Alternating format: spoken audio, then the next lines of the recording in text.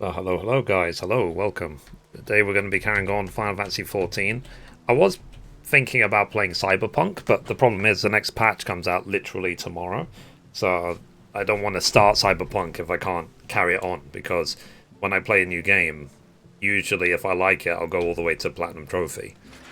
So, yeah, so for now, I'll just wait a little bit and then I'll jump into Cyberpunk.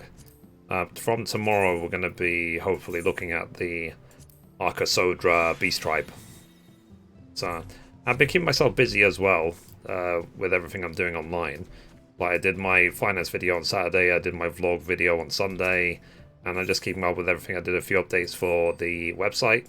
So, and I'm happy with how the website is turning out so far. Okay, so she was max level. But I'll only do ventures for the retainers which are not max level. So I don't waste ventures, because I haven't bought any in a while. This character.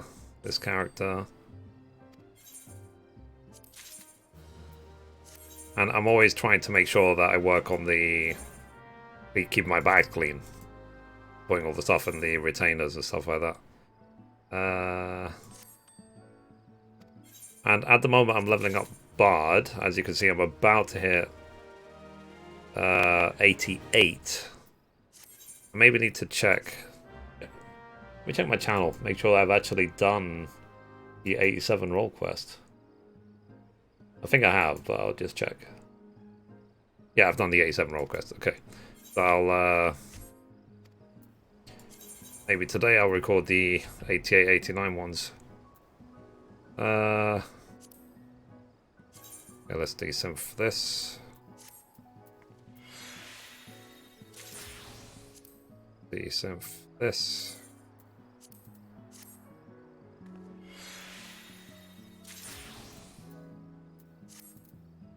Oh.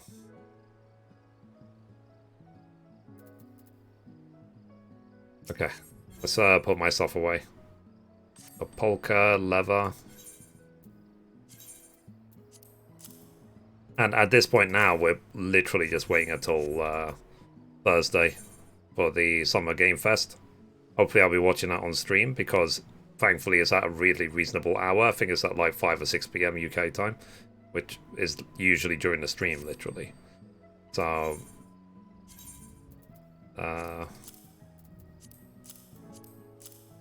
okay, nearly there.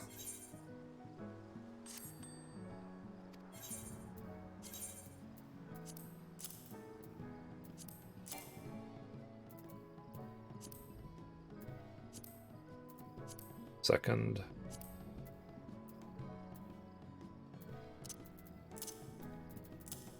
Give this to a different retainer, maybe.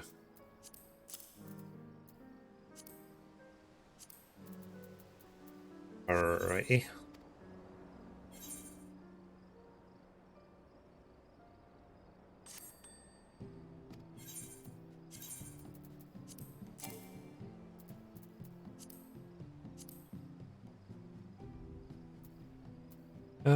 Lavender.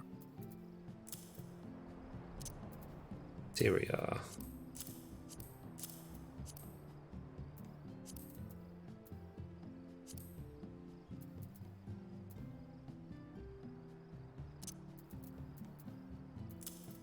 Let me throw all these things onto the Hulk.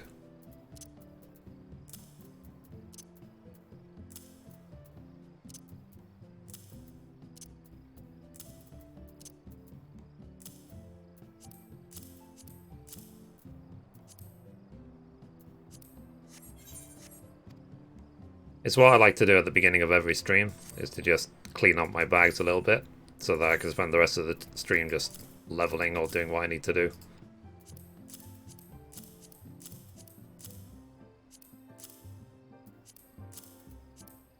Alright.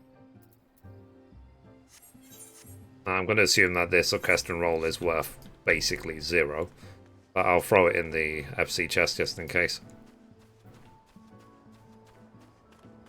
I don't really have any big expectations, let's say, for the Summer Game Fest. I hope I'm surprised. I'm trying to go into it kind of meh, so that I have room to be excited. Whereas if I get overly excited, then only leaves room to disappoint me, basically. I'm trying not to be that way.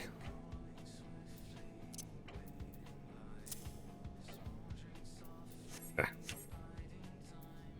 Well, let me check. Hey man, how are you doing today? Let's see, orchestra and roll. How's your weekend?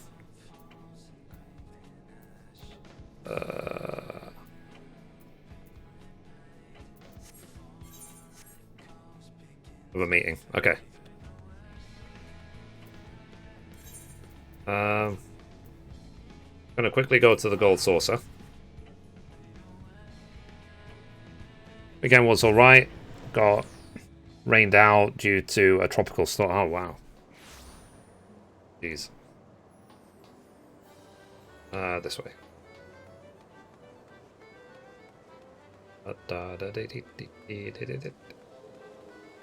I just feel satisfied every day when I've completed my to-do list, you know what I mean?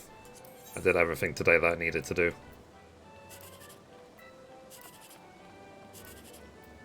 Okay. NK? Hang it.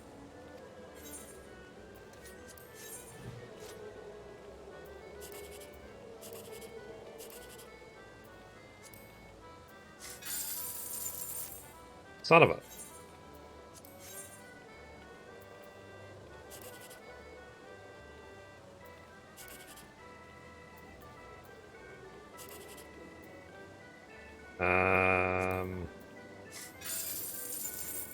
Wow. Not a good day, like, MP-wise. Alright, let's go do the dailies. Need to go to Ilmeg. I went to a farmer's market yesterday. Nice. Did you buy anything nice?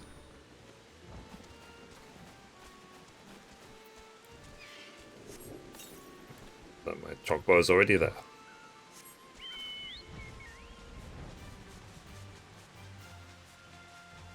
So yeah, get everything fresher and cheaper.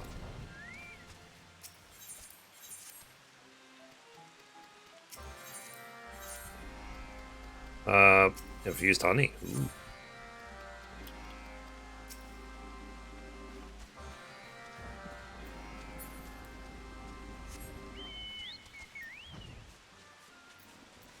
This guy is a pain in the ass.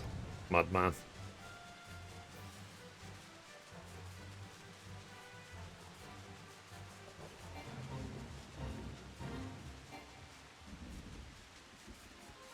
I'm still working hard on everything I'm doing. So, but I've identified an issue or a problem. I'll talk about it on next Sunday's vlog. I'll sort of demonstrate it. What the issue is and why I feel it. But it felt good to even... Because I think a lot of the issue, or the first step for me, is to always to identify what the problem is. Then I can actually do something about it. I had a sort of self-reflection.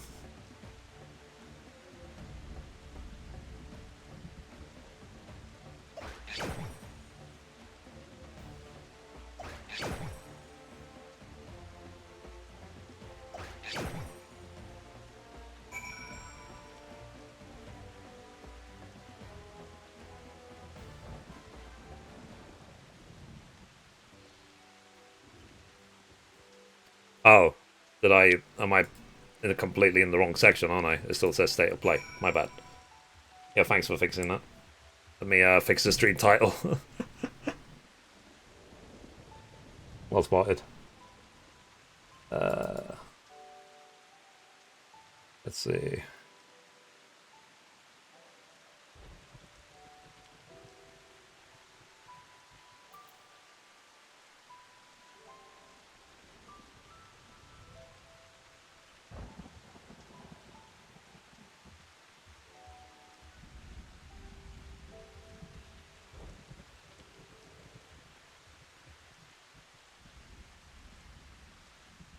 Okay, just updating the stream title.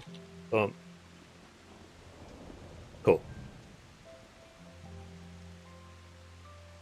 Yeah, thanks for noticing that. Being excited. Alright. Well, it's good to know that you can change it on the fly. To say that to mods more often.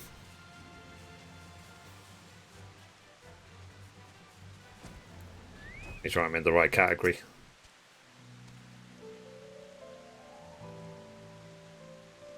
Don't think this will hit me to 88. Might have to do one dungeon. And at the start of the stream, I'm trying to level up my trusts at the moment as well.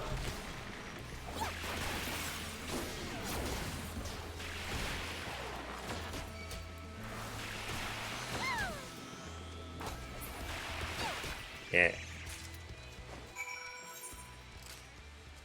47. Okay. Check the fish trap at the location. Alright. I'm trying to think like what the Arca Sodra, what they're gonna be for. Like, will they be for...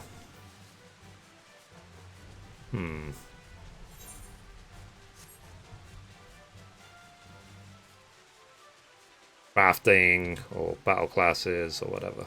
I guess we'll find out. Let's go down.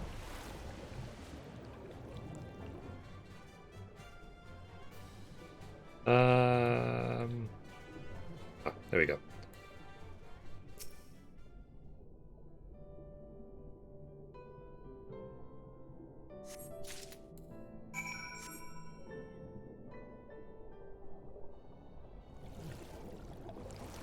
Oh.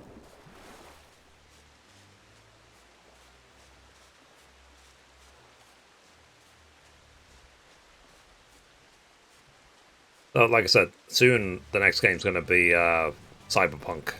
I'm looking forward to finally jumping into that game. And I'm still recording my Detroit Become Human Let's Play off stream. I'm about a third of the way through the game, but I'll upload it when the entire series is ready. I don't want the rest of the game to become an obligation. And I won't premiere the episodes because some of the episodes are literally like 5 minutes. So I'll just release the videos every like 12 hours on the Let's Play channel. But what I'm planning to do is actually make a section on the, what's it called? On my website about Detroit. I'll talk about each chapter and how it makes me feel and blah blah blah. Oh, cool. I did hit 88. Nice. I guess I can go do the 88 role quest. Let me see where the 87 one left off. Because I can't remember.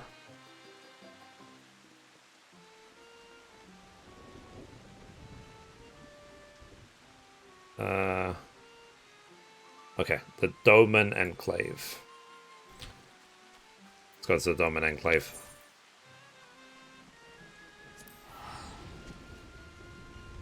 You have to talk to Ian. Okay, let me get ready to record the episode. Second. Display channel.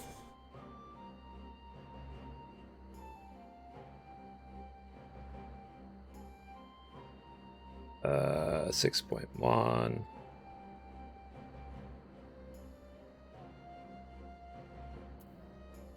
Okay. So, as per always, when I'm recording episodes for YouTube, I will hide the interface, hide everything, and then just record in bits. A piece of video together. Alright, let's record. I'm recording now the 88 physical ranged role quest. Anyway, guys, let me record. 3, 2, 1.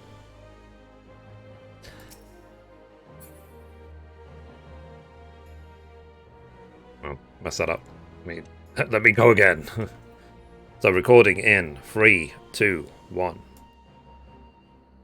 And we're back for another episode. In this episode, we're going to be doing the level 88 physical role quest in Final Fantasy XIV.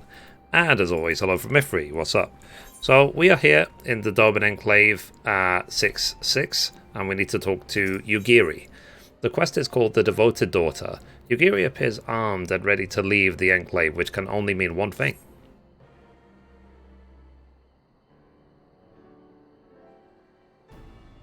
You've arrived not a moment too soon. The blasphemy has been sighted on the coast. For a mercy, there are no reported casualties as of yet.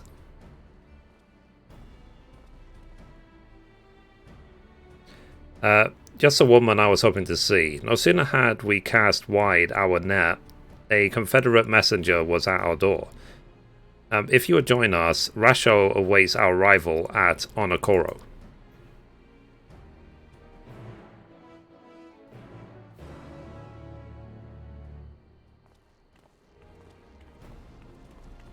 Cool.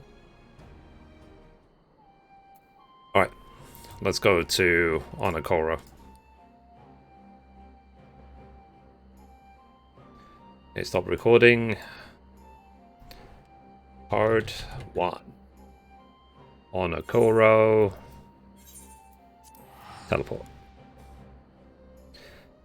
So yeah, like I said, I am looking forward to Cyberpunk. I think that'll be interesting. I think I've waited long enough to play it. Like, it came out ages ago. It's just patch after patch after patch. Like, I think 1.5 had come out, or has come out, and it should now be 1.6 is next in the next couple of months. But I'll play it before then, because I think soon they're going to be talking about expansions.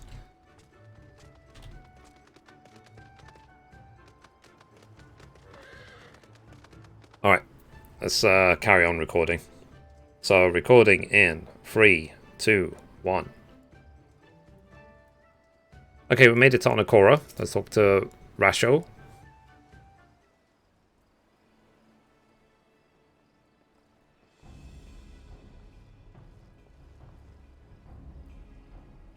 So, well now, that the noble Lord of Doma should come in person once again. Mayhap these blasphemies truly are a threat. Indeed they are, and I was told you and yours sighted our quarry quite recently.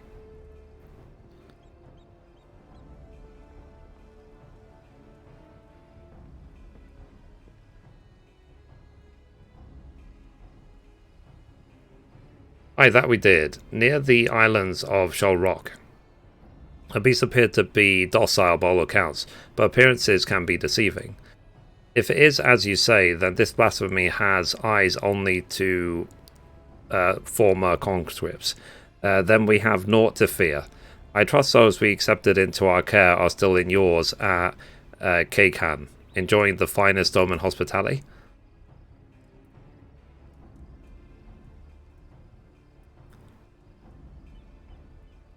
Anyway, I know not why it came to the Ruby Sea, nor why it remains idle, but if we act quickly, there is a chance that we can take it unawares.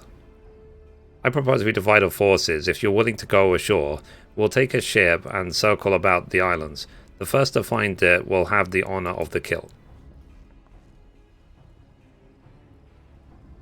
A simple enough plan. Shall we be off to Shoal Rock then?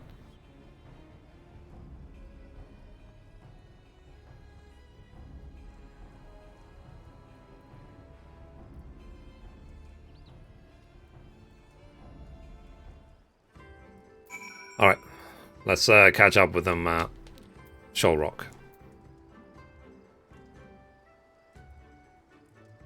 Okay, stop recording. Part 2. Okay, Heian is... where's Shoal Rock? Over there. Okay. Let's go.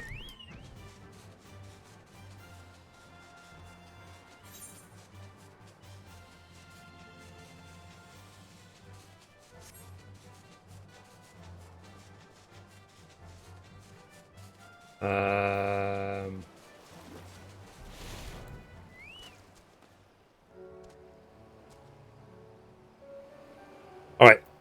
Recording in 3, 2, 1. Okay, we caught up with them. So this is where the blasphemy was last sighted. If the fates are kind, this will all be over soon. Interesting, interesting.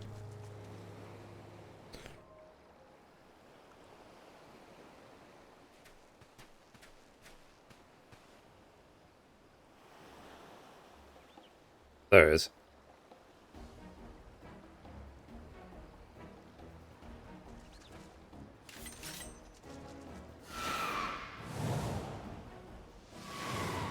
And off it goes.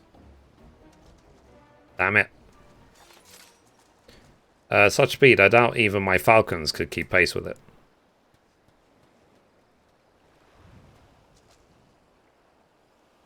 Don't tell me that the blasphemy is flying off into the distance.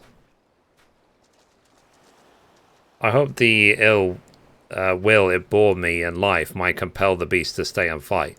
Perhaps less of a Minato remains than I thought. Minato? That monstrosity was Minato? You knew her? Her family tried to flee to Hingashi during the occupation, but their ship was raided and sunk. When we happened upon the wreckage, she was huddled between her parents on a piece of flotsam, desperate to keep warm, but they had long since grown cold. We took her to Onokoro, where we nursed her back to health. Couldn't imagine what horrors she must have witnessed. The mere sight of our weapons was enough to make her start screaming. She was clearly unfit for our trade, so we sought a village that we might take her in. Idsari was that village. Several months later, I chanced to meet her on this very beach. She was in the company of a young Ori fisherman, and I knew at once that she had found more than a home there. I saw them here many times after that. She found something comforting about this place, I think. According to reports from Ratherhan, the memories and desires of those who turn can influence their behavior as blasphemies. And perhaps Minato's memories are what compelled the beast to come here. That would also explain his timid nature. Minato was never one for violence, and the sight of you, blade drawn, no doubt stirred what little of the woman remains in the monster. If that's the case, an assault on the kind can is unlikely, guided as it is by our samurai.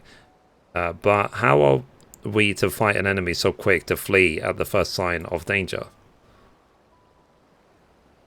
Robbed of her parents, her husband, and now her life, I would rather we didn't have to at all. I understand full well the risk we take by doing nothing. If we catch sight of the blasphemy again, you will be the first to know. Perhaps next time we can put her soul to rest.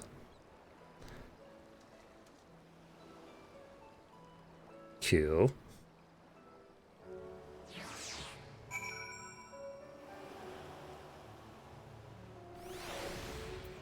Alright. So there is all to do now, but bide our time. Come, let's return to the Enclave.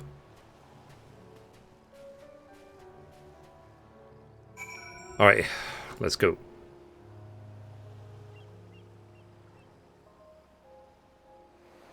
Yeah, I wish there was teleporting in real life. It would make my life a lot better. I might actually go out and travel if I could just teleport there. Like, the traveling aspect was the easy part.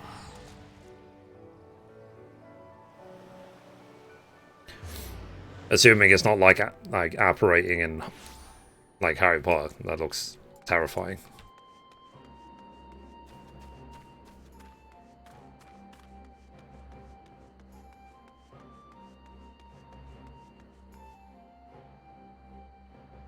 Alright. Let's talk to Ian. So recording in 3, 2, 1. Okay, we're back. Let's talk to Ian.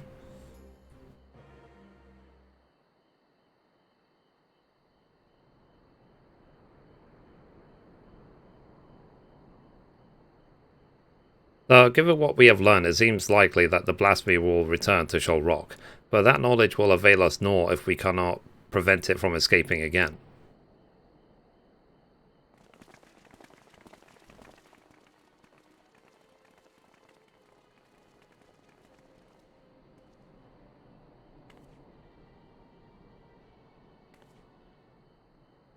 Lord Hian, on behalf of the people of Isari, we come with a request.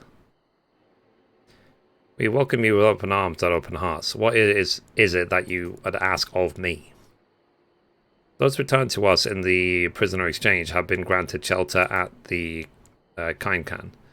That they live is an affront to the Kami's grand design, and the spirits of our loved ones suffers for it. Balance must needs be restored, so I beseech you to render unto them the goddess Isanami. Absolutely not. 'Tis not our place to pray for the death of others, nor draw steel to say mere bloodlust. When I take a life, be it by command or my own hand, I do so not in the service to vengeance, but to uphold my duty to Doma and her people. How did your mercy for Yotsu serve your duty? How were your people made better by the sight of her walking free? For her crimes and her cruelty, I cut her down the day we took Doma Castle. I sought to kill her, and by rights she should have died then and there.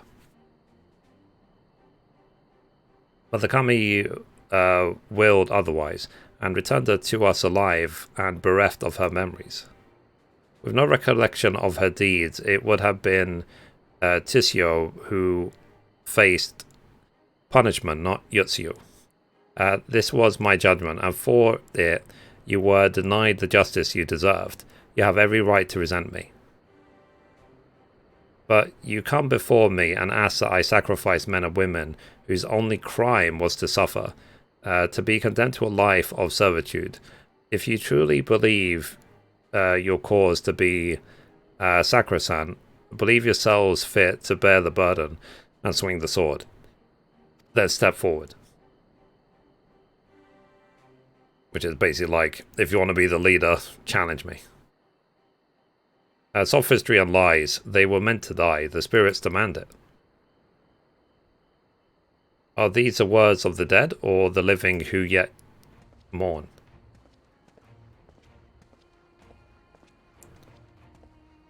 The Gosetsu.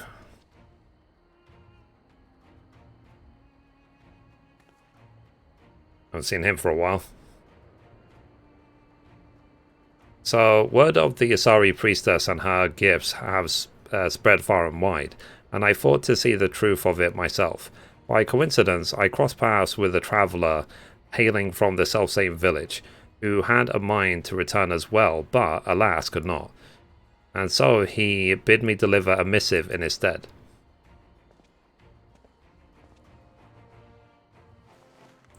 Judging by the striking resemblance, I take it you are the young fisher Akitsu?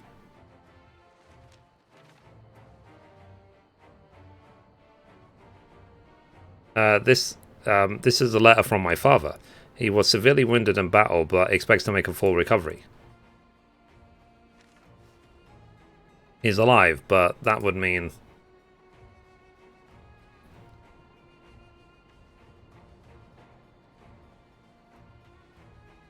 Surely a woman of your talents can divine a plausible explanation for this turn of events.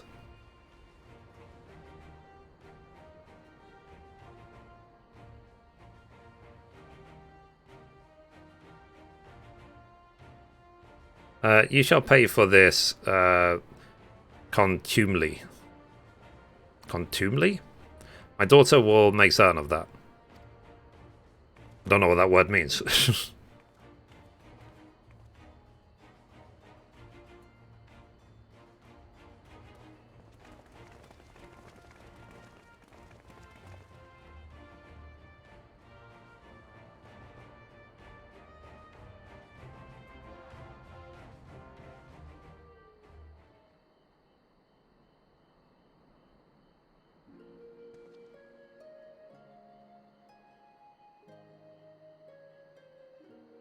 Apologies for the abrupt and otherwise unannounced arrival. As you can see, my lord Hian, I am returned. Full glad am I for it. Thanks to your timely arrival, we have given the lie to Kisei's claims of preternatural powers. I gather you are appraised of recent events? Aye. It did not take long to learn the state of affairs here in Doma, and that my assistance may be required. I had heard tales of Kusei channeling the dead, including the father of one young fisherman. Imagine my surprise when I saw this spirit in the flesh. He was also on pilgrimage paying respects to the departed, and we chanced to meet at a Liberation Front infirmary. Would that we were not brought back together under such circumstances, but I'm glad to see you all hale and hearty.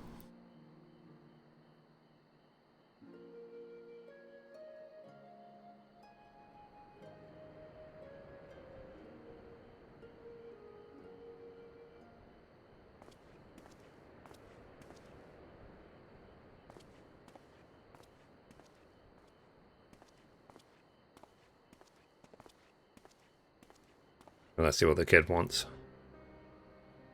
Tombo, is something the matter? I wish to apologize, Lord Hian. It was wrong of me to say things I said. Understand nothing can bring back my father, but I was so angry. Please, Tombo, you don't need to apologize. It's just my brother was always so brave, but father's death was more than he could bear, and it turned him into that monster. If he wasn't brave enough, what chance do I have? We wanted to perform the rites for father, but the body was never returned to us, so... not that I blame you for that, Lord Hian. I understand nothing could be done. Bye. Then, that Akitsu's father survived is nothing short of a miracle, but I fear he is indeed the rare exception. I have offered prayers at more graves than I can count. It would be cruel to give others a false hope that their loved ones might return. And yet, Kisei continues to do just that, offering comfort with her lies. A tempting but ephemeral balm for wounds that would have yet to heal. Much like the anger some harbour for you, or resentment for the families restored while their remains broken. I don't know if even a word of that was a complete English sentence. But for those like poor boy whose heart lack for hatred, who know only sadness and despair, they too may turn. Exposing the truth of Kisei's deception hasn't helped matters. If we are to prevent more suffering, we must pursue a lasting solution. I would be most grateful for your counsel, Gosetsu. There is much I could learn from your pilgrimage. If there is aught you require, but say the word and it shall be done. It is the least I can do for the part I played in Yotsu's tragedy. I failed her in the end, but I will not fail you, my lord. Thank you again for your aid, Mithrie. The day's events have given me much to consider. When our next step is decided, you'll be first to know. Cool.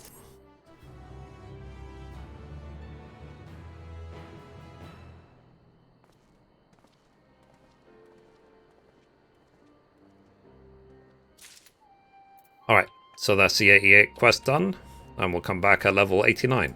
So anyway guys, that's it for this episode. Thank you so much as always for all the new followers. I am tired today, and I'll see you in the next episode. Bye guys.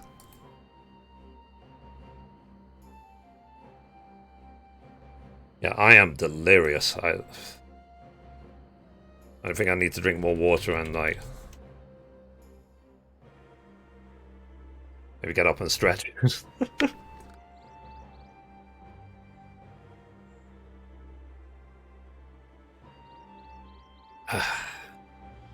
I'm losing it, chat. I'm losing it.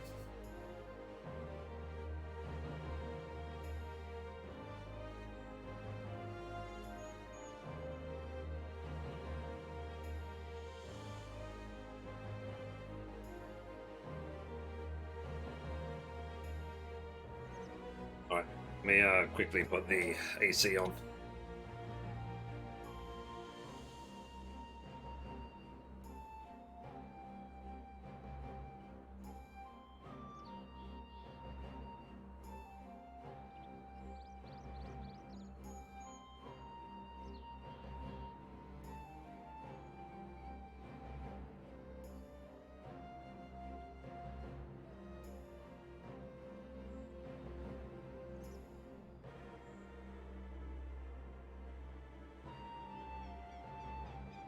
But yeah, I was reminded during the episode that I think on Friday we're going to be hopefully playing the Quarry.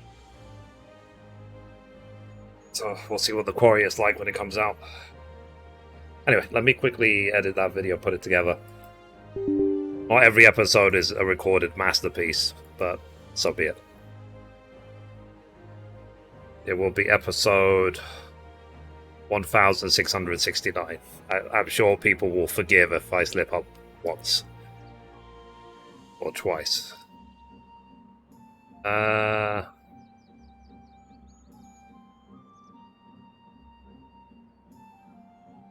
I'm delirious today.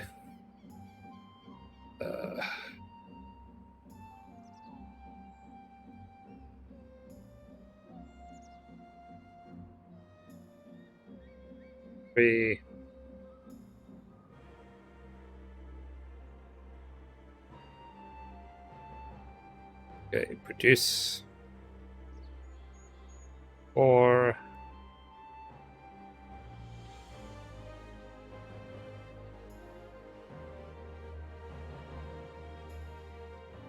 okay, episode 1669. Nice. The 88 physical role quest.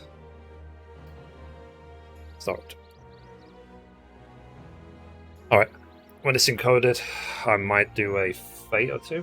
Actually, I've got an hour. I might do a roulette.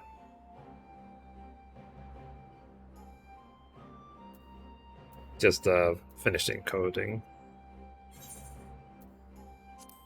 60.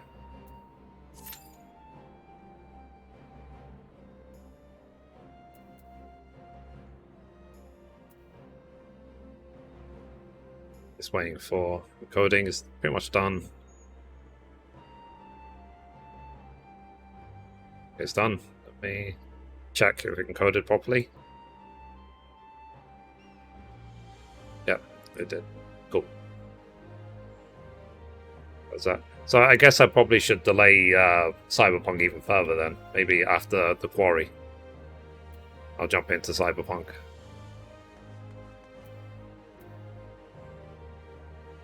So the plan basically is, when it comes to 14, is I'm trying to finish off Bard, which is close to 90, and then I'm going to do Red Mage after. And then hopefully by the time I finish Red Mage, then I would have finished all the role quests in the game, because I've already done the tank ones, the melee ones, the healer ones. I'm doing the physical ranged, and then this will be magic ranged. They're all finished. And then it'll just be a case of just going for each class one at a time and just leveling them up. I'm going to leave Crafters and Gatherers till the end of this expansion for the all 90 grind. And when it comes to the classes, the melee DPS are going to be the last four I level up, like Monk, Dragoon, Ninja, and Samurai, because they're really fun to play. So it would be nice to finish the leveling up grind on a high, let's say. And when it comes to the Beast Tribes, I've already maxed out all of them in every expansion, even in Shadowbringers. So now it's a case of doing the Beast Tribes in Endwalker. The first one we're going to get the Sodra, so yeah. Mean Gover, cool. Yeah, I'm like delirious today. I don't know if you're listening, but I was like fumbling all over the place when I was recording the episode. More than usual. I think what it is like, you know, I have part of my mentality, which is like, I'm done for the day. And then everything shuts down, even though it's like 3 p.m. I had a meeting this morning myself, at a phone call. And other things on, but I've done basically all of them. Low macro.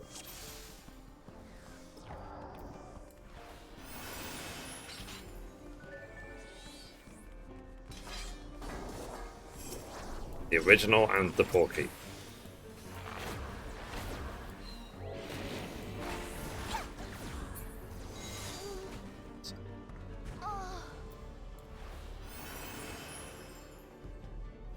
Okay, I guess you can't enable that in combat.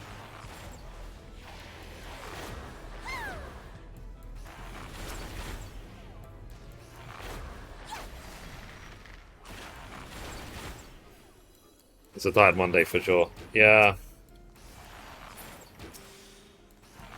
And this morning as well, like, you know, obviously my morning routine is I do the...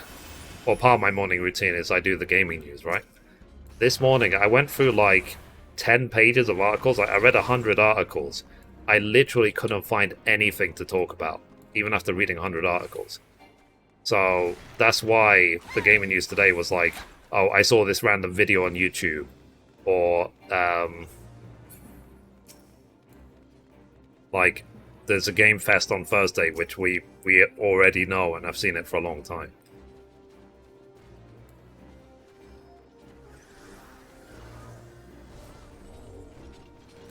Gaming news, what's that, dead? Yeah, I think it's the calm before the storm. Like, I'm sure by Thursday we're going to get a lot of gaming news, and on Sunday we also have the Xbox Game Fest. But for this morning in particular, there really just was nothing to talk about. There are some other days where literally I've got like 20 pieces of news I could talk about, and I have to pick 3 of them out of the 20. But today was an opposite day. Today was just a nothing day. But I'm happy with the video that turned out. Like, I actually really like when people, like fans and stuff, spend the time to make concept trailers of what an old game would look like in Unreal Engine 5 and stuff like that. Because I showed a trailer today, which was what the original Silent Hill would look like in Unreal Engine 5.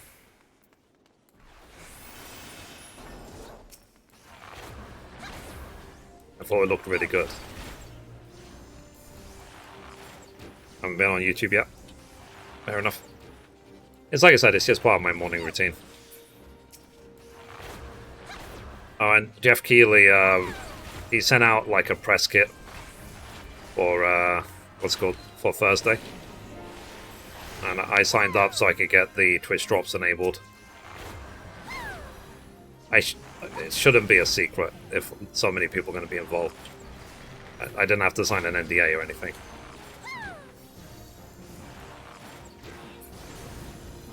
We'll see. So there might be a Twitch drop basically on Thursday.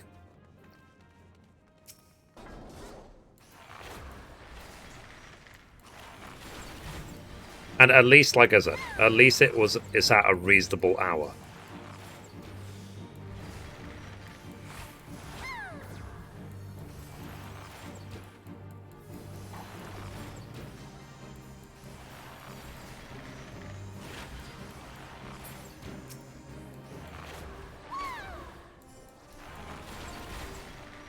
Don't have to wait till like 3 in the morning or anything. It should be at like 5 or 6 p.m. my time. So if it was Thursday, it would literally be starting like 2-3 hours from now.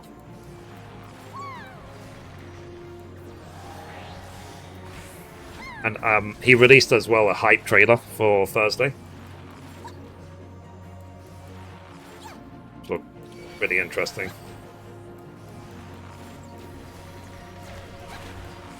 Did you see that whole thing of it will cost you potentially 100 grand to max out a character in Diablo Immortal?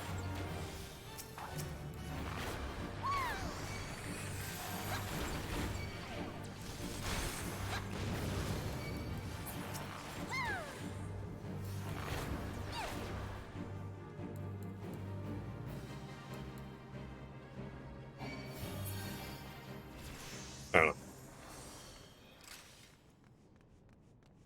Yeah, it did. It's crazy, right? 100 grand. Friends were talking about it yesterday. Yeah, it's just. Ugh. I don't know if you saw, but I tweeted Phil Spencer, head of Xbox, to say, given that you now own Blizzard, can you please get control of the pay to win that they put in their games? Please, for everyone's sake. Isn't that game banned? Yeah, it's banned in like Denmark and some other country because of the loot boxes. And rather than adapt the game to those countries, they're just like, unfortunately, if you're in those countries, you can't play it. That's just the conclusion. It's like loot boxes or no game.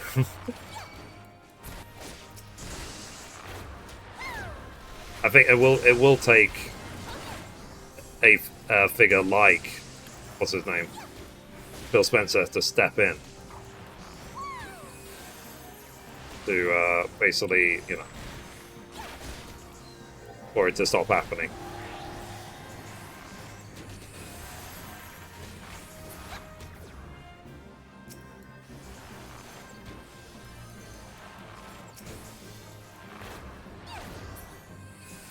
$110,000. That's a lot of money.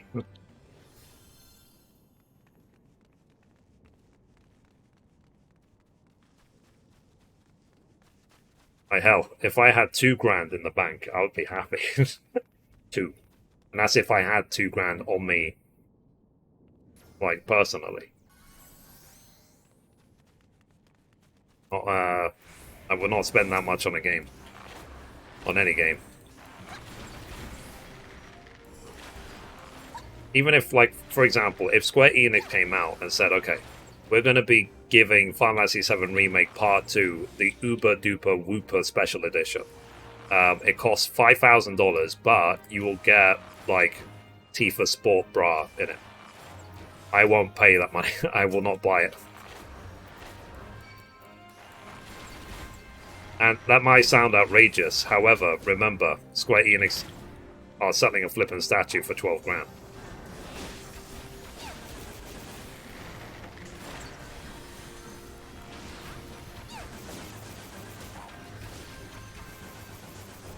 Yeah, it's ridiculous.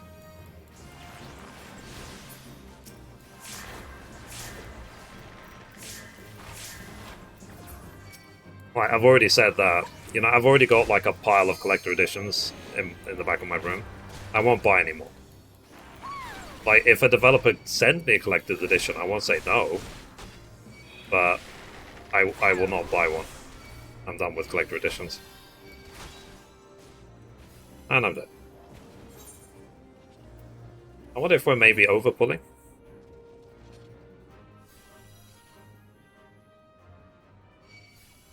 Res me if you like. It's resing me.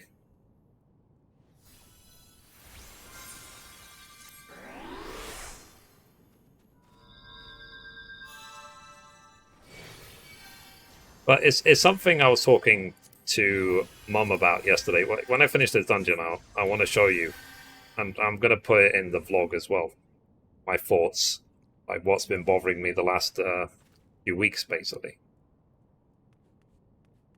Healer isn't paying attention? Fair enough. And maybe the healer's overconfident. There's some healers who are sort of like, they heal at the last second.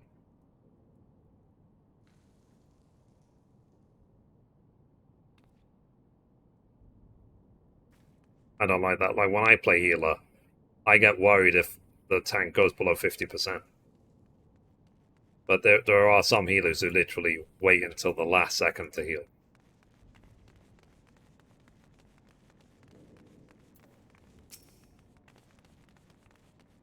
Like I said, I'm not bothered. Can't really do that for Scholar. Yeah.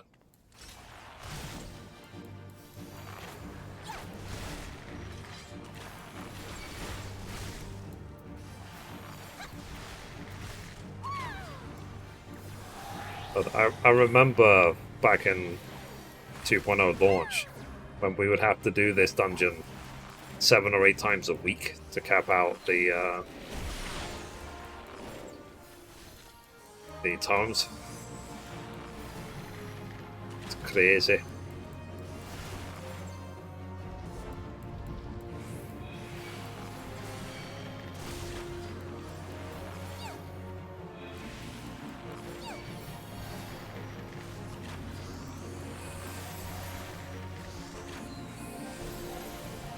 I just remember one time I was doing this dungeon. This was again back in the 2.0 era.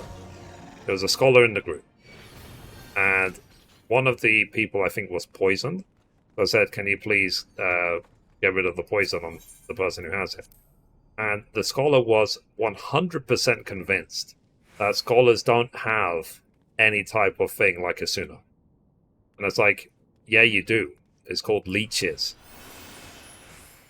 But he was 100% convinced. No, there is no skill that scholar has, which is like Asuna.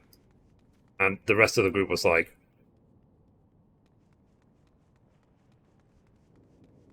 he was not only like he was convinced by it, he was basically getting verbally abusive.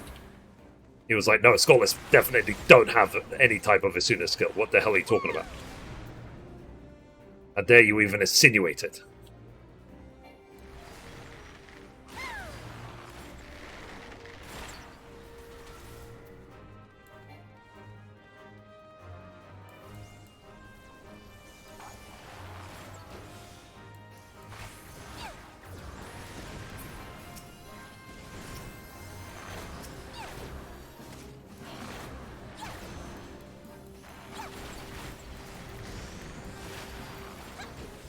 We ever had people like that in any group?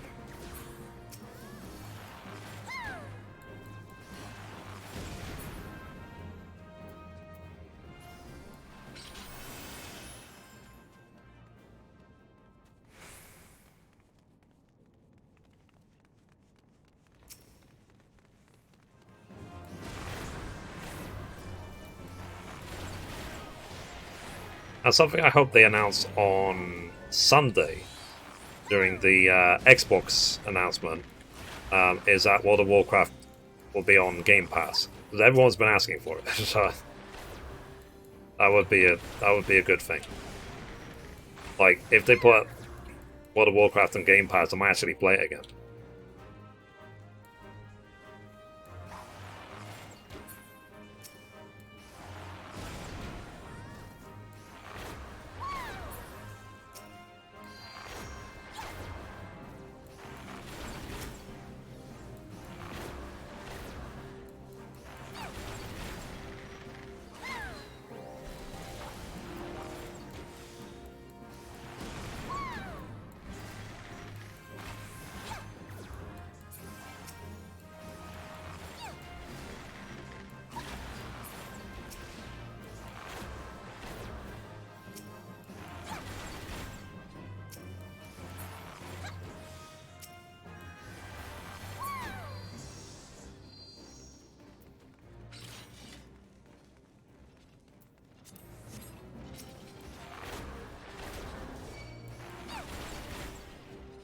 I go on the Game Pass if they make an official announcement about WoW 2.0.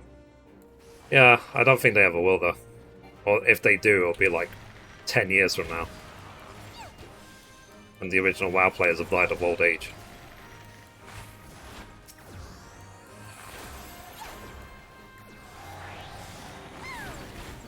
Like, people will say to their grandkids, oh, I used to play World of Warcraft back in my day.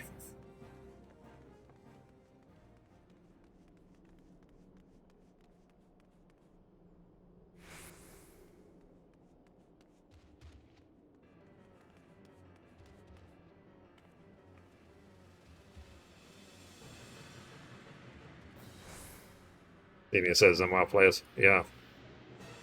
They should give, like, veteran status to players in WoW who've been playing for like 20 years.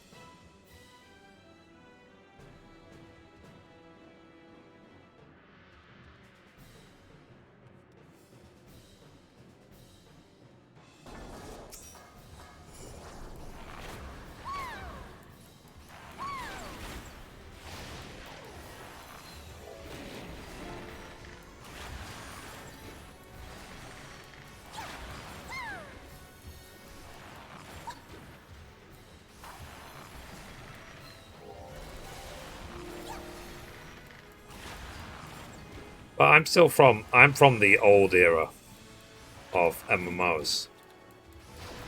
Like I remember the launch of Vanilla WoW, like it was yesterday, and people are so flippant rude.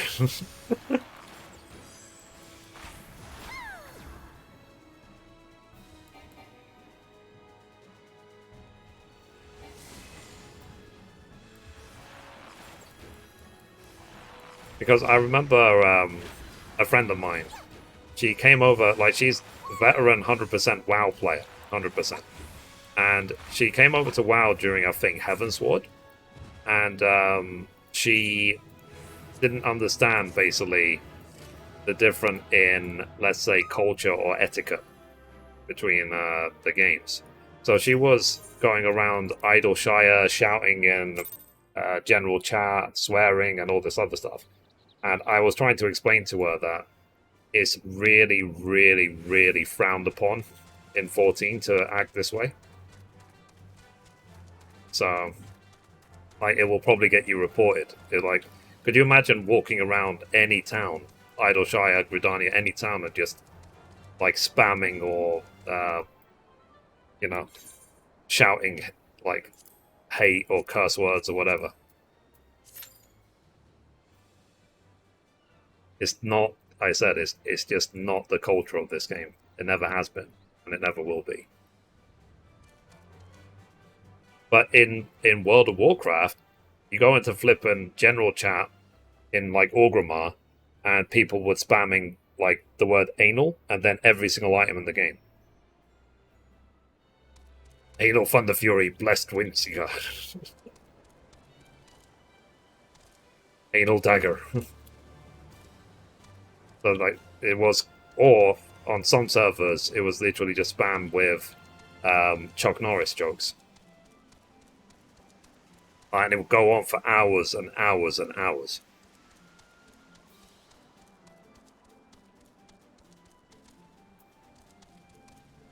I think I've heard every Chuck Norris joke you can imagine. It's completely, like I said, completely different culture. But there is a difference in culture even between um, like West and East when it comes to even this game alone. Like apparently, like on the West, we're more open to at least saying anything in public chat, but in Western culture, nearly everything is done through DMs. So in like Japan or so, Eastern culture, people are a lot more private, basically.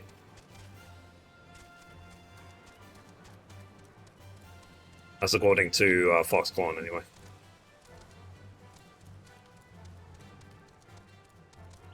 But it depends what sort of MMO gaming experience you want. If WoW and 14 are the only two games in the world, that's what you need to pick.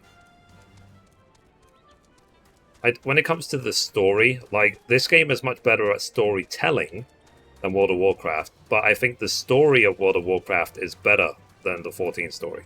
Like the lore, the world, the characters, they have a much more powerful presence than the 14 characters. Like when Sofang died at the end of what expansion was it? I think it was before Shadowlands. The expansion before Shadowlands, basically, Sofang dies. He's basically the overlord of Orgrimmar, like Thrall's number two.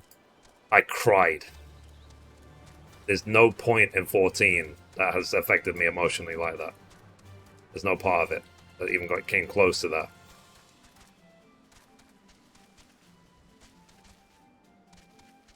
And I think I think it's also because of it's a difference in culture, obviously, between the 14 community and the WoW community, of like how they behave publicly and stuff like that.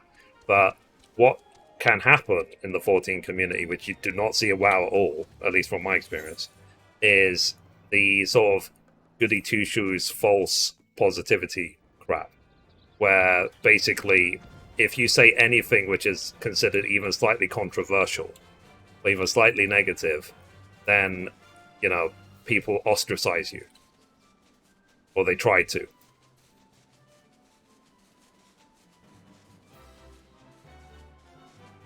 In World of Warcraft, you just Don't even blink. But like I said, it depends what you want, because it's a difference in culture even between countries. It's like I said, a difference culture between like the UK and the US. Like in the UK, people are very the sense of humor here is very dry. It's very to the point, to your face. People are honest about how much they hate you here. When I went to the US when I was 16, like 20 years ago, like I literally thought I was on an alien planet. I was like, the people here are so fake. You know, that's not what I'm saying about what America is. I was just like, where I went around Chicago and stuff like that, as a culture. It's like, but it was in a good way. So it was a case of people are nice. They're overly nice. But you can tell that it's not sincere. So it's a question I brought up time and time again. What do you prefer?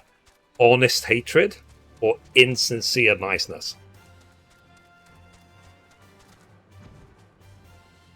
What do you want? You want sincere hatred or insincere niceness? Because I'm used to honest hatred.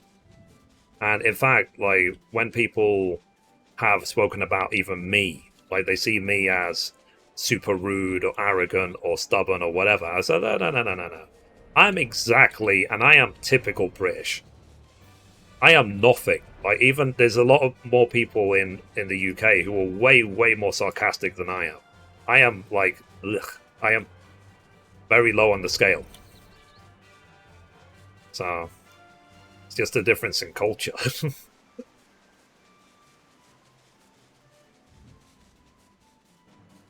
Typical British, yeah. It's like that's all it is. It's not meant to be offensive. It's just a case of very sarcastic here. Even news reports can be really sarcastic. Everything is sarcastic. There's literally a TV show in the UK called Mock the Week, where people make fun of everything that's going on in the world on a weekly basis.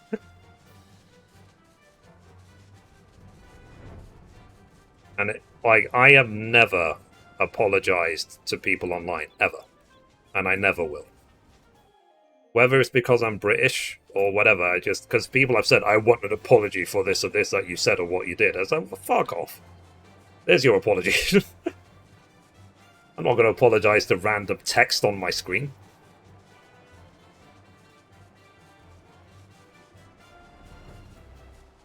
Because I feel genuinely that there's no point apologizing if you don't mean it.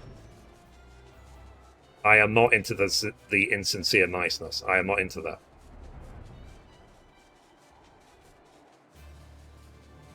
And one thing that grinds my gears completely is when people say words to me like, I'm disappointed in you, Mithrie. And I'm just sort of like, I couldn't care less. Like, it's like, you don't know who I am. You don't know where I've been. You don't know where I've come from. You don't know my life experience. And I come from a world where my own mother has not told me that she's disappointed in me. So everyone else compared to my own mother, 0. You know what I mean? If my mum is 100, everyone else is 0.1 or less. So I always try to be honest, but I don't say much at all. Yeah, I don't say much at all. I try not to. But that's the difference, basically, is what you're going to get. Is the, like I said, the sincere hatred. If you can't take it, fine. I'm not going to change to suit anyone else's ego or anyone else's ideals or way of life. If I offend you, good. If I make you happy, good. I'm not going to change, regardless. I think people need a dose of truth every now and then. Over here, people inflate egos to a degree that it's unhealthy. Yeah, that's what I was saying. It's just because if I was always living in that environment, I probably wouldn't even notice it's happening. But when I've, like I said, visited the US on holiday, it's like I said, it's like everyone it was in a daze. I was like, people here are so fake, it's actually disgusting. So, but I mean, I'm talking about a small area of Chicago 20 years ago. So I will not at all generalize that that's how America is. Definitely not. But one thing I did observe when I was there, I saw how much food you guys have. Like here, we buy milk by the liter. There, you buy milk by the flipping gallon. And it's the same with petrol. Here, we buy petrol or oil by the liter. There, you sell it by the gallon. And I was like, this is why the rest of the world is starving to death. Because all the food is flipping here. So...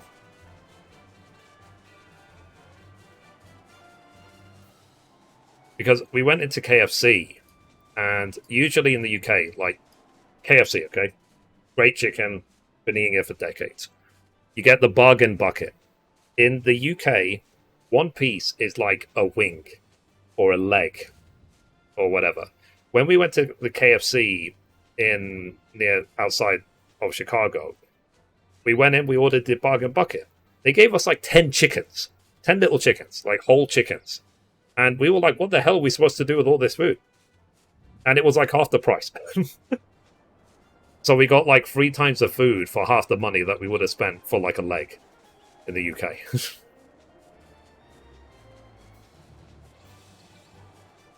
I was just like, my God. And as well, when I was at the cashier, I remember this like kind of vividly. It was actually quite funny. The cashier gave me, I said, okay, I want a drink. I want to get a cola or whatever. She gave me a cup. And I was like, this cup is empty. What am I supposed to do with this? And she pointed, she said, it's all you can drink. Just take your cup over there and fill it up. I was like, oh, we did not, at the time anyway, we did not have that in the UK. Now we do. Now it's everywhere. But at the time, we didn't have that. So when she gave me an empty cup, I remember looking at it like, what the hell am I supposed to do with an empty cup?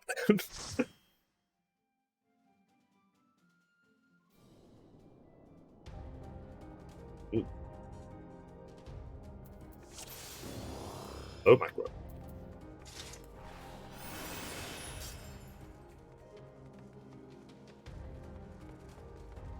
Please, Yeah. turn back, else I might be forced to.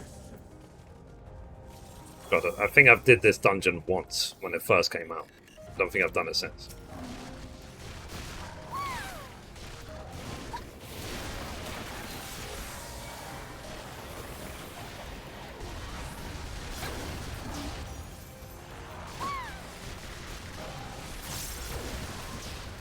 Well, it was interesting.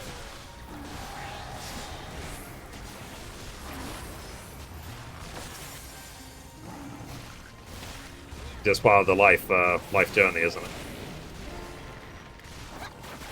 Now, something I reflect on each day, you know, I have to almost pinch myself, remind myself that literally I play games for a living.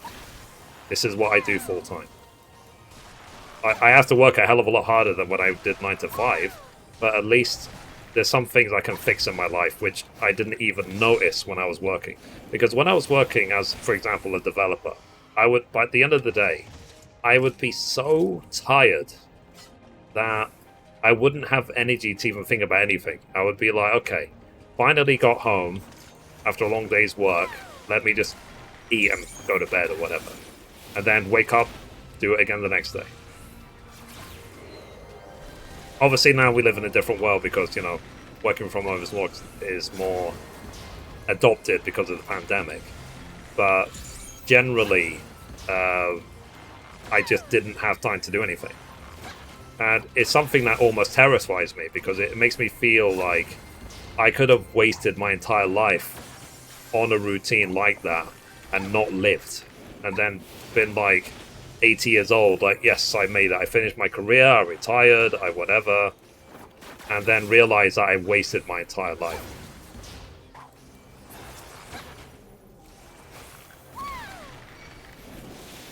Now, content creation does have its own challenges, let's say. I definitely have a ambition void, which I'll talk about in my vlog on Sunday.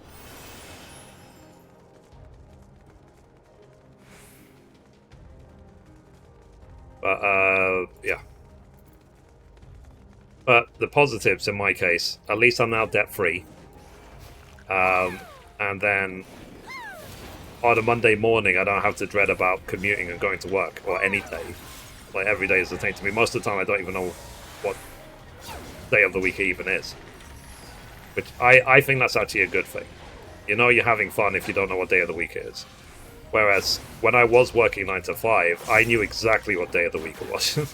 All the time. I was fully aware. If it was Friday, I'd be like, yes, it's Friday. I'm going to have a 2-day weekend. Woo. If it was Sunday night, then the dread starts again.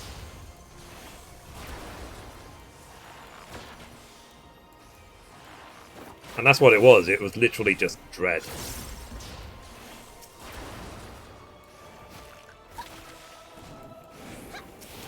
But the challenges I'm now facing is because I've been sitting down for like 4 years. My legs, like I said, have disintegrated to a point where I think I mentioned it last week, I actually spoke to a physio. I've started doing yoga to try and train up my legs again. Like, my legs are strong, it's my hip flexors are like really, really weak, my core is really weak. To a point where I sort of hobble when I walk. Pardon me.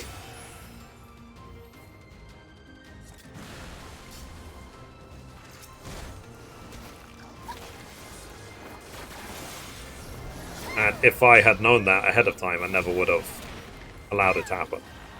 And basically at this point, my entire family have basically said, if you can't afford it, we will buy you a standing desk. Just pick one.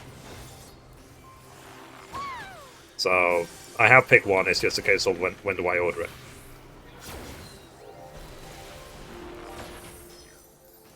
A couple of other things I wanted to sort out first.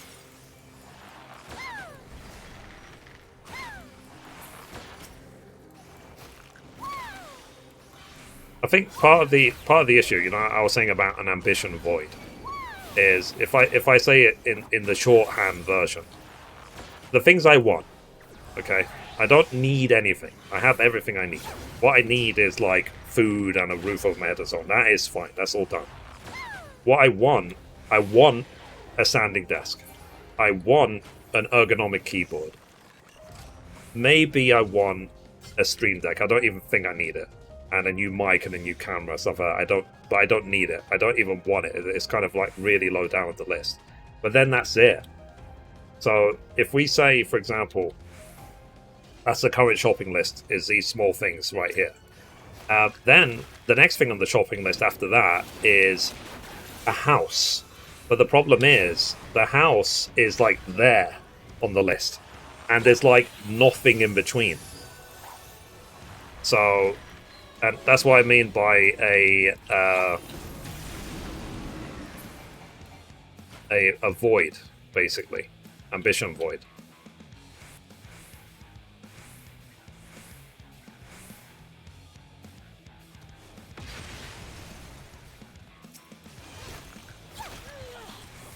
I need something in between. Like those little things and a house.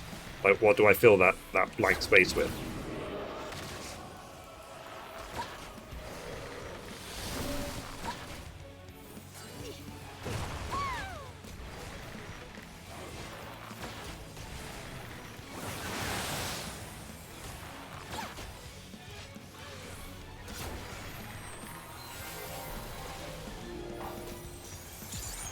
Stir.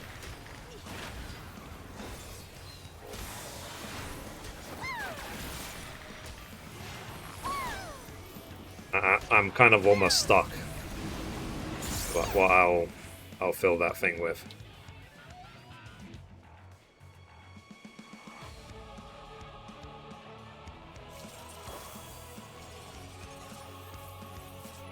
I'm finally debt free as well. Kind of my roof is fully paid off now. Oh, good. It's a nice feeling. It really is. Like to know that no one is going to chase you for money.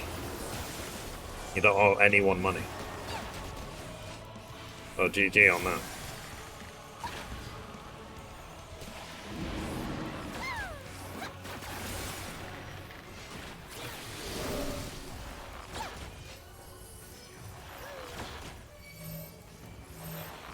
One thing that could put me off a little bit, and now is when you see people playing, for example, slots on Twitch, and they're betting like a month's salary for most people every second. It's like month salary, month salary, month salary, month salary, month salary, month salary, month salary. And then they might lose hundreds of thousands, even millions of dollars. But then in one fell swoop, they get $3-4 million in one go. And they casually win, for example, 20,000, 40,000, 50,000, 100,000, and it's literally nothing to them. Like, imagine if you could just gamble away that much money. Or what I've seen as well, basically. There's these, what they're trying to do when they play these games, they're trying to get bonuses, right? And when they get the bonuses, they get free spins. Like 10 free spins of whatever game they're playing. But then, and it's during the free spins where they get the biggest prizes, essentially. With a lot of these games, you can literally buy the free spins for, say, 200,000. But you pay 200,000, $250,000, and you get these 10 spins automatically without having to get it by chance. And that you then watch that 200,000 turn into, it could turn into 400,000, it could turn into 1 million, it could turn into 5 million, or the 200,000 can turn into 1,000. Imagine having that much money where you can literally be like, $250,000? Yeah, whatever. Who needs it? I would be elated if I had $250,000 in the bank. I would be over the moon. I wouldn't know what to do with it. I live in a completely different world, sort of thing. Because that's why I said that, you know, in my vlog this week, I was talking about what is wealth and how do you define it.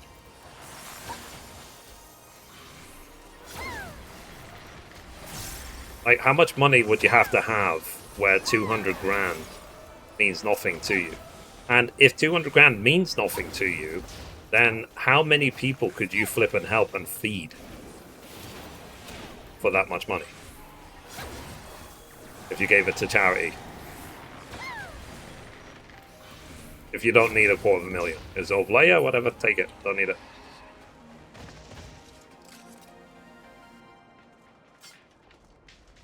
I'm warning you. Stay away. It's definitely easy to get jealous when you see how much money these people are messing around with. But at the same time, good for them. They've got in a situation where they're able to make that sort of money. Anything over 500k a year is meaningless. Yeah, I agree. If you're doing it right now and you're making all this money, but you're intending to retire within 5 years, for example, so be it. Then it's sort of like, congrats, you solved life. But it's then a case of what do you then do with the rest of your life?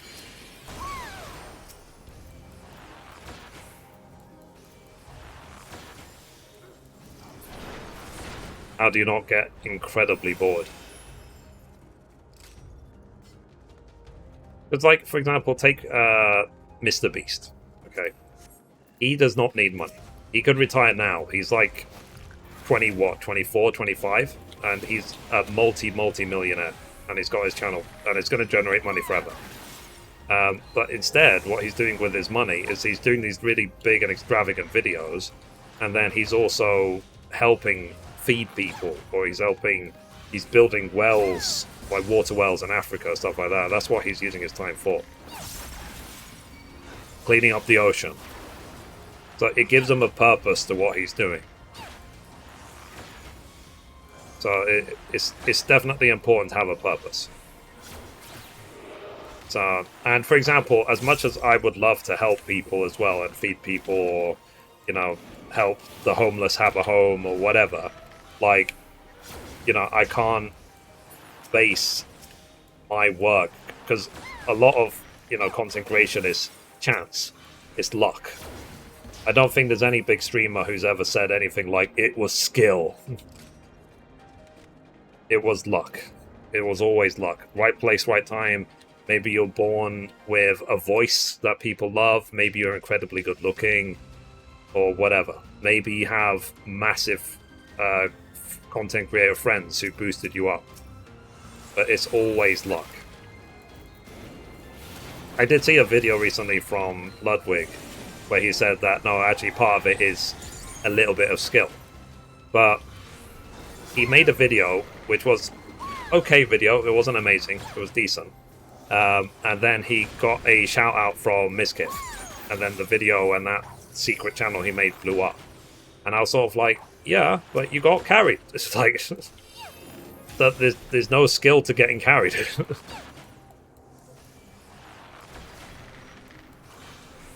That's not skill.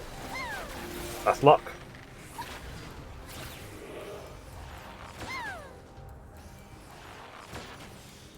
That's supposed to be the point of having major wealth. You're supposed to go back and help the community grow, and some people want to hoard their money for whatever reason.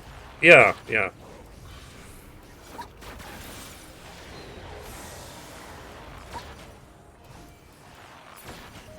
But like I said, it also...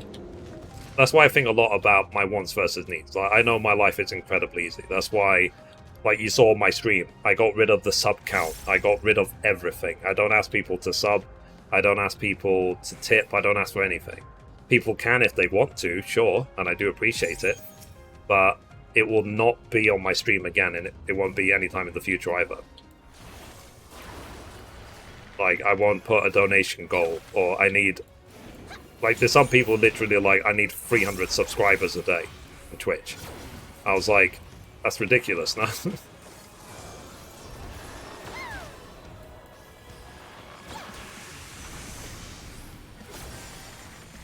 Because let's say it's 50-50 split. $2.50 each.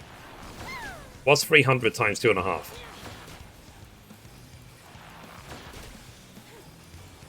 $750 a day? Do you need $750 a day?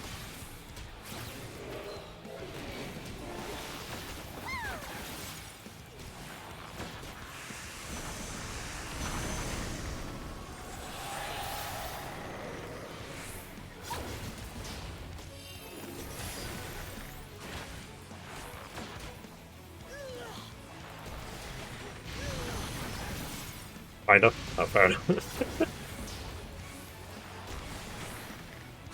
But you won't need $750 a day forever, no? Like, maybe for your current home work and improvements, but eventually it will be done.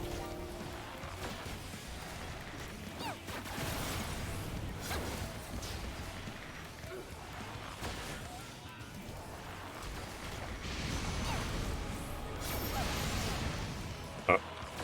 Sorry. Thank you. I wasn't paying attention. They rescued me.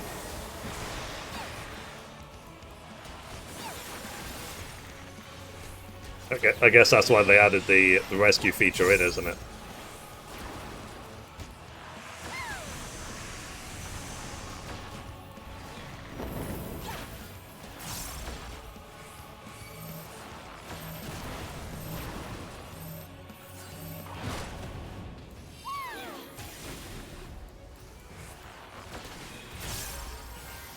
Try not to stand on the tank.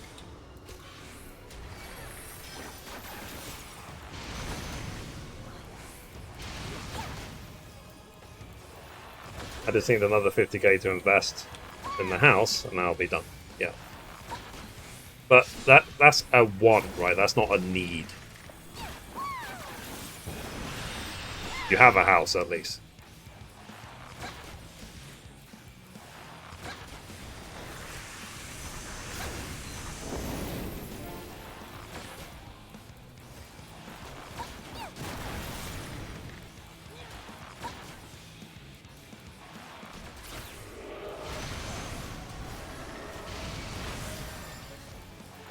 And it's one of those things of, let's say you get everything your heart has ever desired, then what?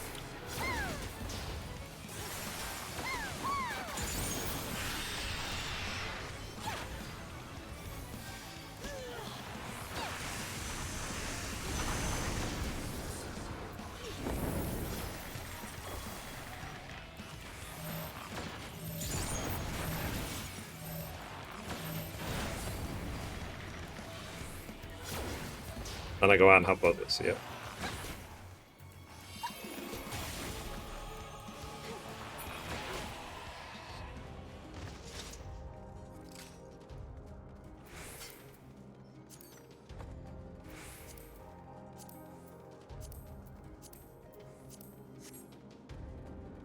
What have we got till the reset? 10 minutes, okay. Hopefully we can finish in less than 10 minutes. I can do it again. Let you take Mithrie on. Not yet.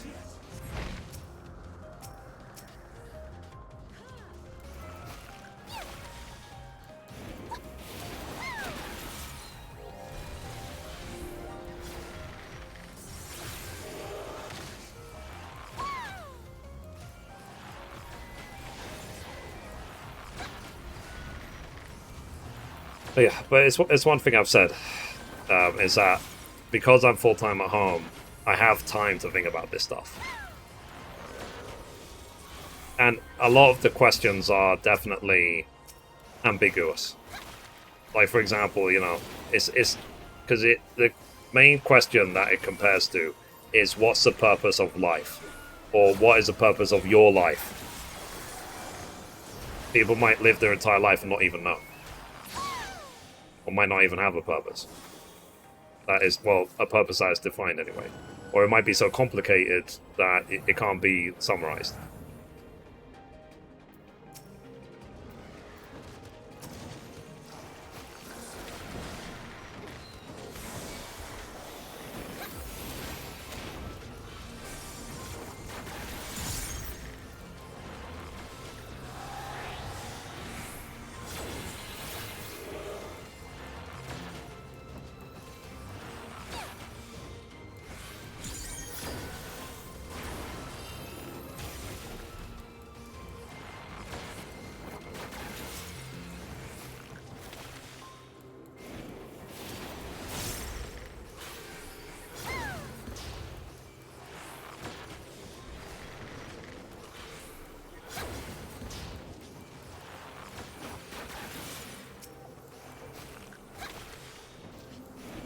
One thing is for sure, I just don't want to waste any time. And when you're dealing with people online, then there's a lot of pitfalls where you can waste a lot of time. Waste time on drama, or waste time obsessing about things, news which is happening on social media and stuff like that.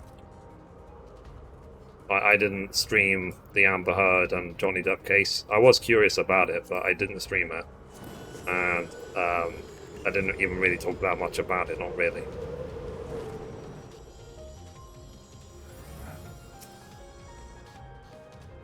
I must hear their 9 answers minutes.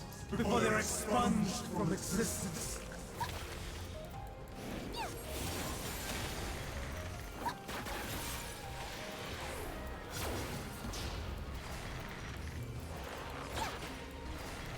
Hey, Mom.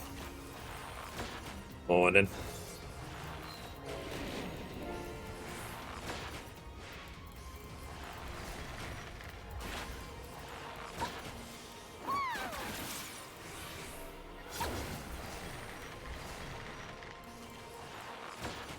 We're just talking, what's it called? Spiritual conversation. What's the meaning of life? Why do you do what you do?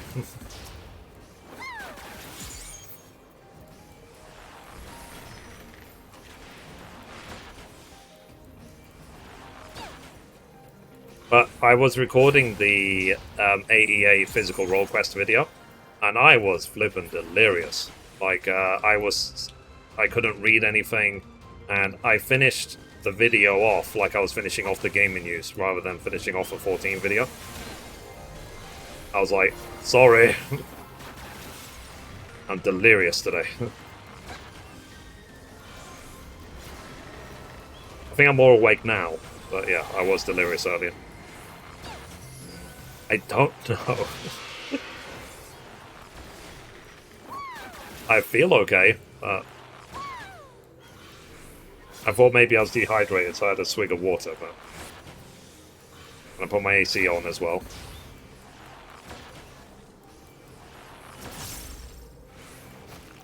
And I did everything I needed to do this morning, which was good.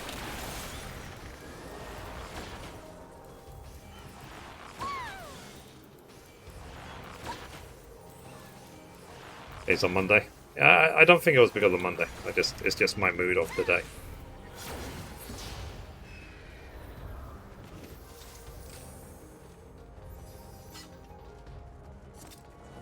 I recorded another episode of Detroit Become Human, which was fun. I'm about a third of the way through Detroit.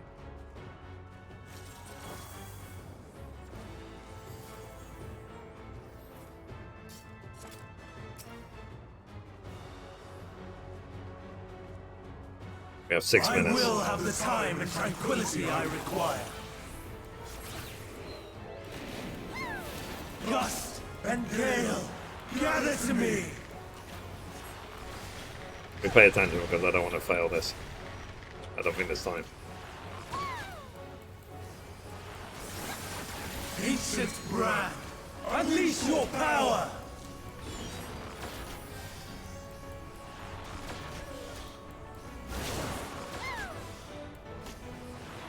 Dancing winds, pierce my foes!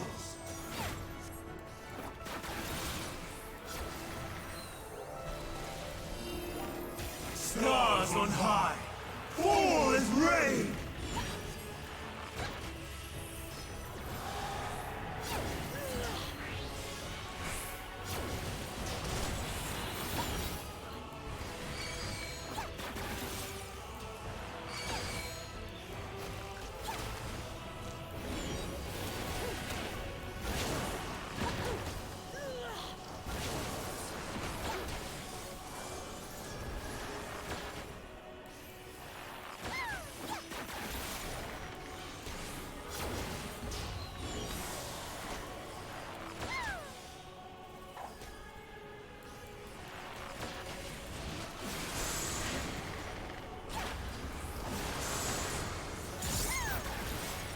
Try not to get wrecked.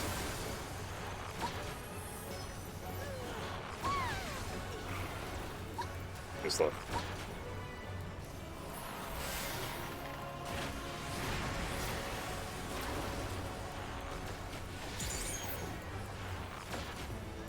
Streams of ether!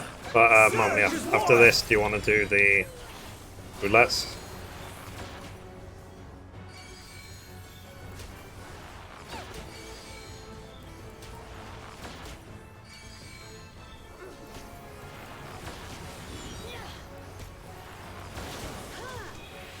Uh,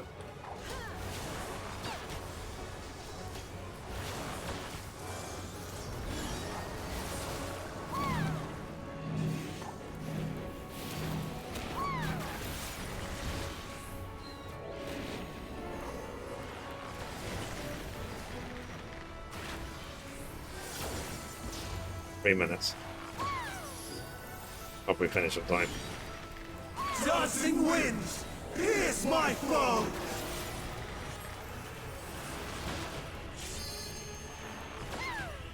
Do this again.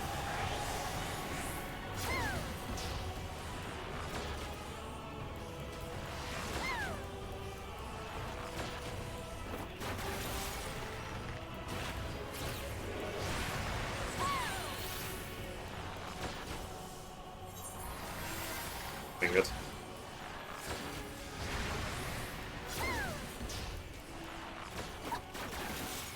We'll have to like leave ASAP. Stars on high, fall as rain!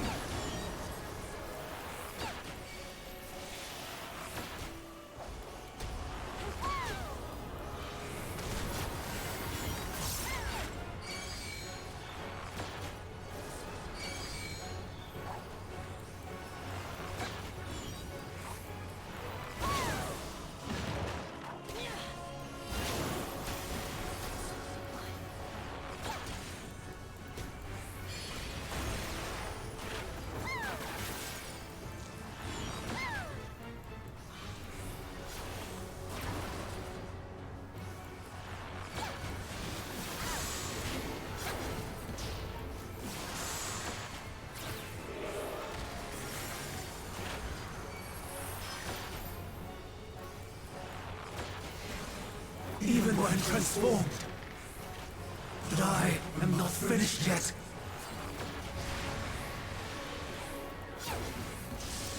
Right. Streams of ether! Surge as one!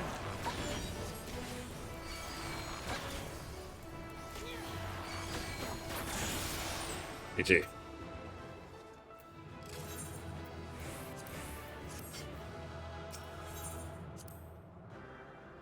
I have to leave quickly because we only have a minute.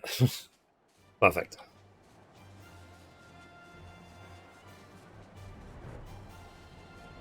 Alright.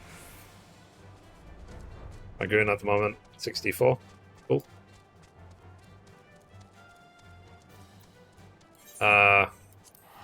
We did it with 1 minute to spare. That's good. Let me quickly go do the beast tribes. Probably hit me to level 89. And we can do the roulettes. And then maybe I can hit level 90 if we're after the roulettes. Maybe, possibly. Being high pitched.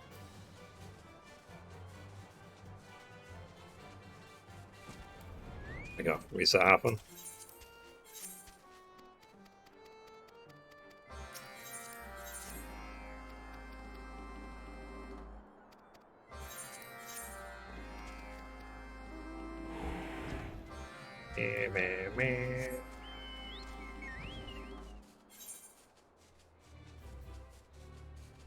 Jeez. Let me teleport.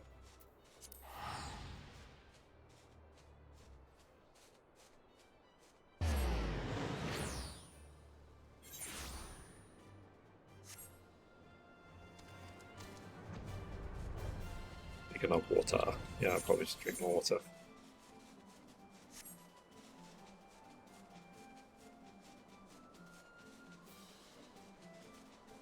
But yeah, at least I did everything this morning that I needed to do. So it's good.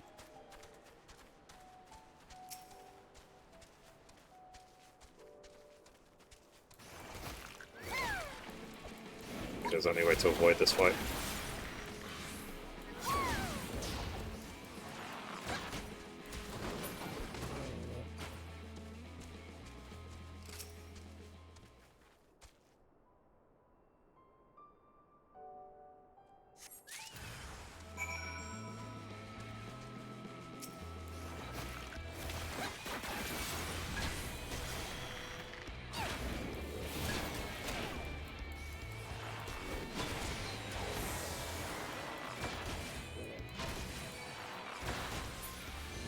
And dead.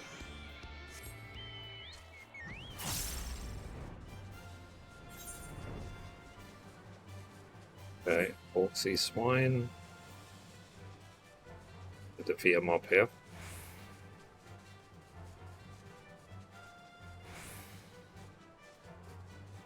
Yeah, I haven't played Dragoon in a while now.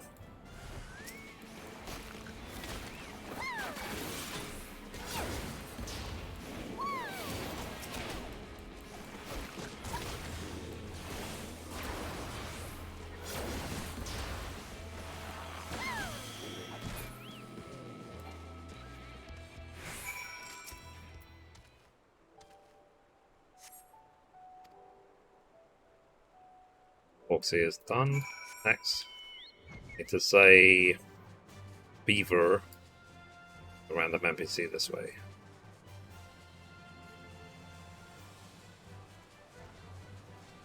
Oh, with the Arcasodra, I'll try and do it before the reset tomorrow, so I can do it twice tomorrow, but we'll see. Okay, let's go. Beaver. I spelled it wrong. And get Beaver.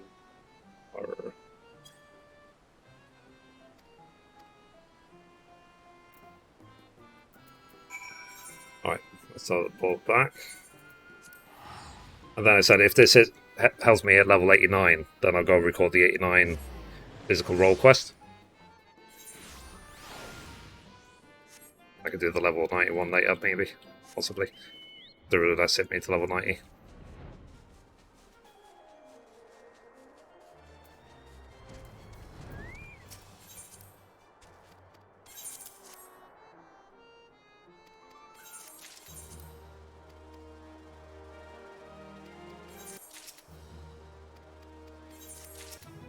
There you go. 89.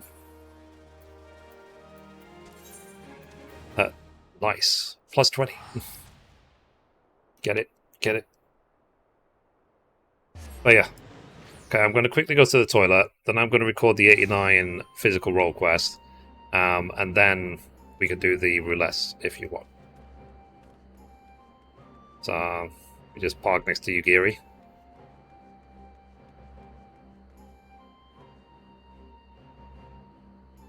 Yeah, but I guess it means soon I need to start Red Mage. Alright, we're back.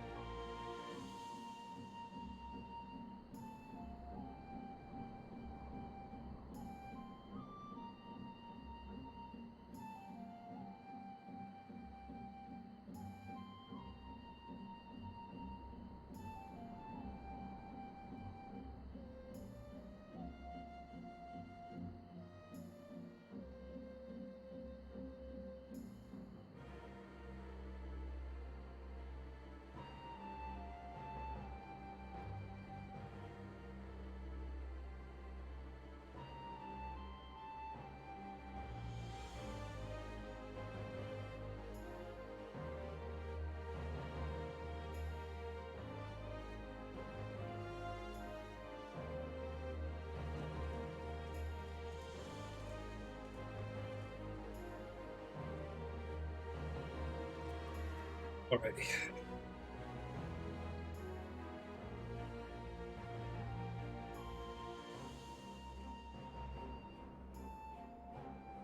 We had the maintenance guy come over today, and he was basically saying that, you know how the floor is collapsing next to my shower? He was saying literally, like, we have to lift the entire base of the shower up and then replace all the flooring in the entire bathroom. I was like, thank God it's not my house. Alright, gonna quickly record now the 89 physical role quest. So recording in 3, 2, 1. And we're back for another episode. In this episode we're going to be doing the level 89 physical role quest in Final Fantasy XIV. And as always, hello from Mithrie. So we are here in the Doman Enclave at 6-6, and we need to talk to Yugiri. The quest is called A Singular Gift. Yugiri's stern expression suggests that she has no good news to share. Regrettably, there has been no sightings of the blasphemy since our first encounter at Shoal Rock. As Tansu surmised, it seems to fear confrontation. We, for our part, have tried to make good use of this intervening calm. Even now, Lord Heian and Gosetsu discuss how we might prevent other villagers from turning. If you would wait here a moment, he would no doubt wish to hear your thoughts on the matter.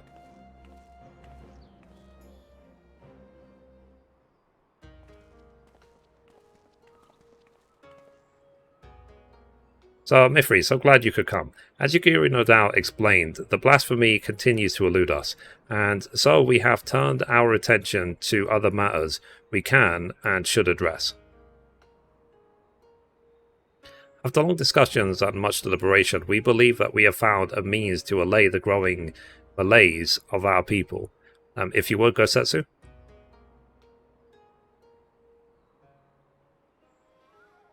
The idea came to us after considering young Tombo's remarks about his father, whose body was never found and returned to Doma.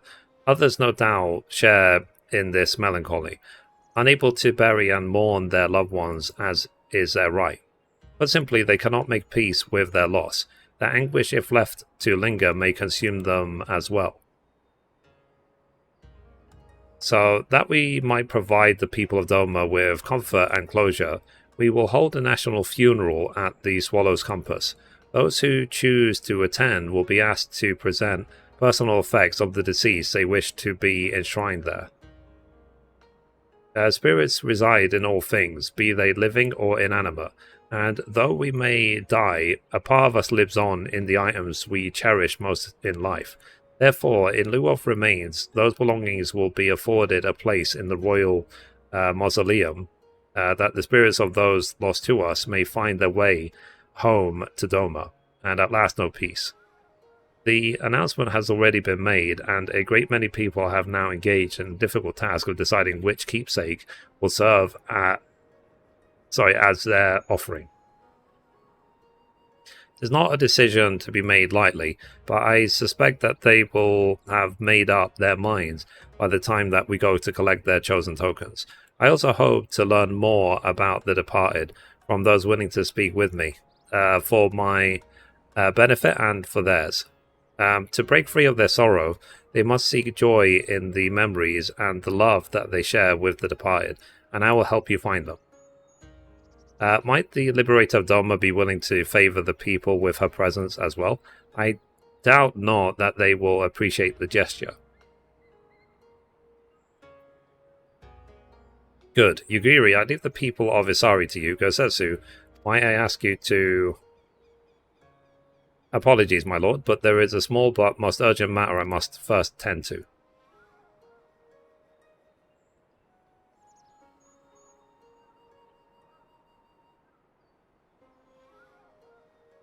Very well, I shall not pry. Now, Mithrie, let us go and pay a visit to the good people of Namai.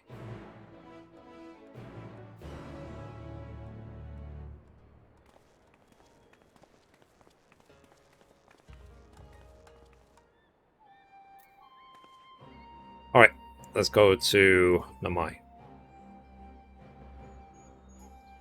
I was thinking during that, like, what personal item would represent me?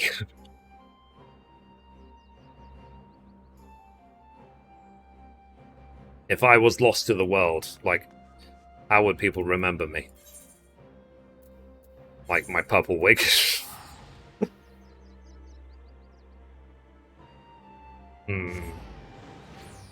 Big question.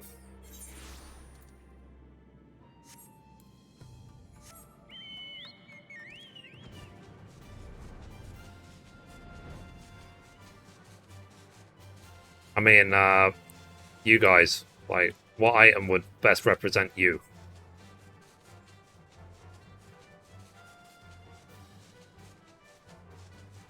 Like, Mum, for you would it be like a Vader helmet or something?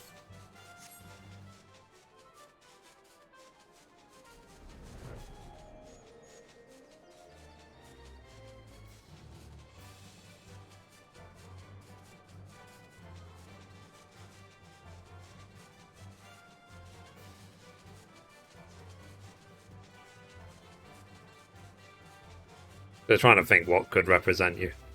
If you were lost to the world and there was a memorial service in your honor, and someone has to bring an item which represents you. A lightsaber? Fair enough.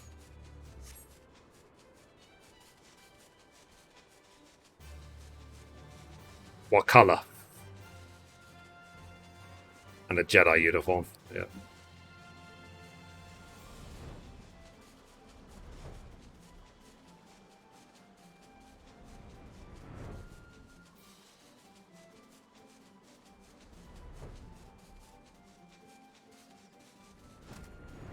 Oh, there's a teleport right here. I guess I didn't see it on the... Damn it! Ah! I wasted an entire flight coming here. I see how it is. Alright. It's about, like... My answer would be purple. But, you know. Do you have a preference? Anyway, recording in 3, 2, 1.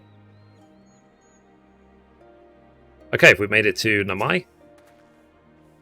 So, right then, before we begin, I would remind you that you need only listen to the tales of their loved ones. As overseer of the ceremony, I see it as my duty to deliver their effects personally.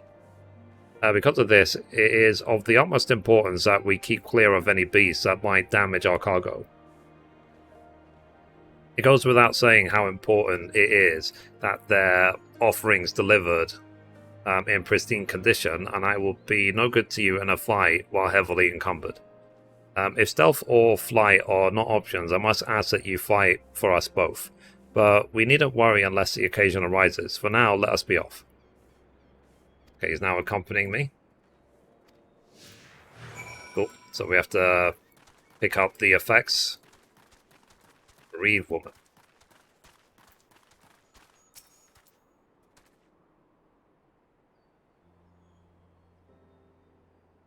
My husband, my dear sweet Maroya, never returned from Garlemald, but perhaps now his soul might know peace. Please take this painting brush to the Swallow's Compass.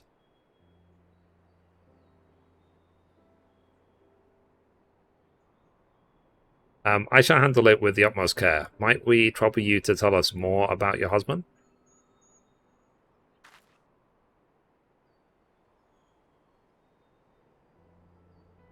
Maria was a kind and gentle soul.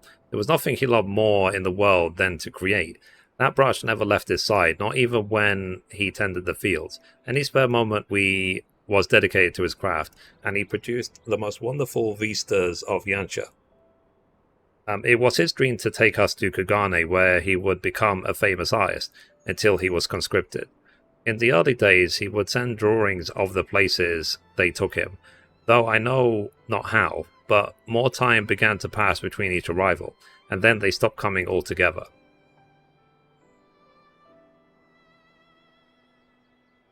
I know not in what far-flung land he died, but I pray it was beautiful as his works.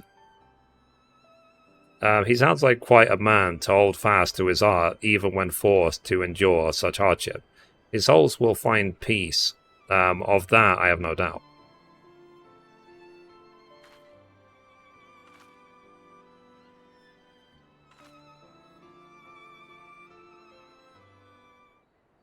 Okay, that's one.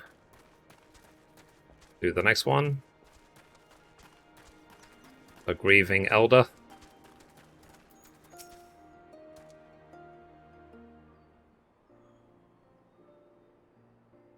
I must thank you again, Lord Hien, for this honor. My son would have been overjoyed to know that his katana would be enshrined at the Swallow's Compass.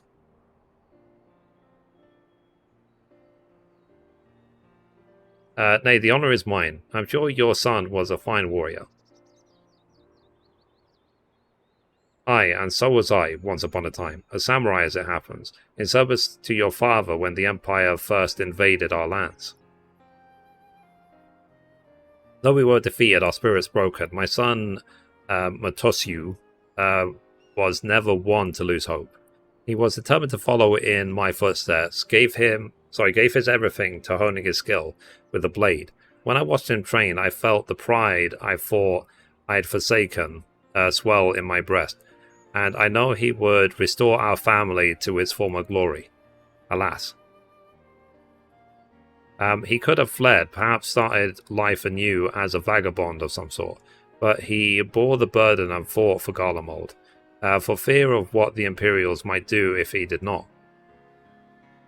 It is plain he was a loving son and a warrior true.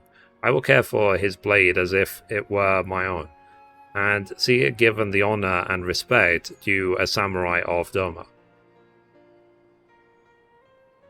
Cool. Alright, so where's the last one?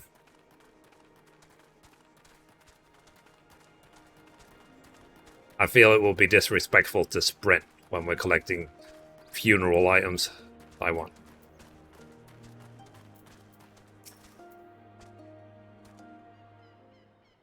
But Tsugaku doesn't care, just walks on tables. I see how it is.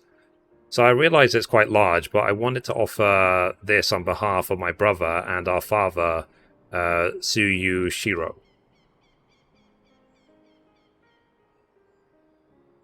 If you're willing, I would very much like to hear more about them both. My father, he was a carpenter. He was a good man, if a bit stubborn.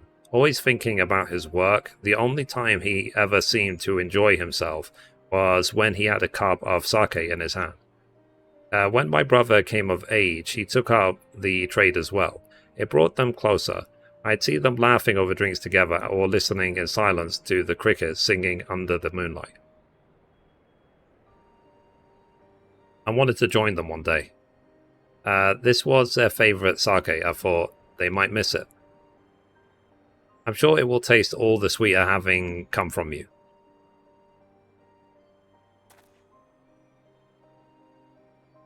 I realize no one can ever replace your brother or father, but if you will allow, I would be honoured to share drinks with you in their stead. When you are of age, of course.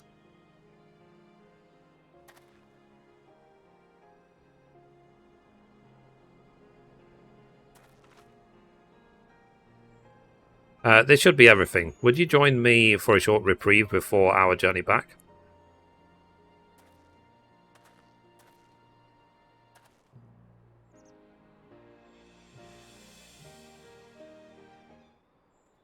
Cool. Alright, let's go speak again to Hian. Where is Hian? Be at the other end of town, I guess. Alright, let's quickly fly to him. Because Hian has all the items. Where is he? There he is.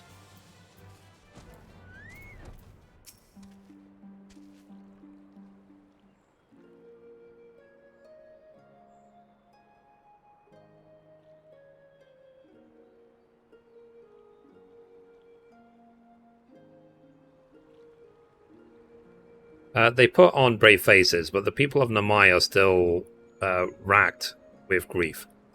It is the same at every village I have visited in recent days, but it is only now that I am struck by the contradictory nature of my goals. Having joined the Eastern Alliance and taken steps to revitalize the Enclave, I believe Doma was at last on the path to peace and prosperity. I still do, yet by focusing so keenly on the future, I have neglected the past that yet haunts my people.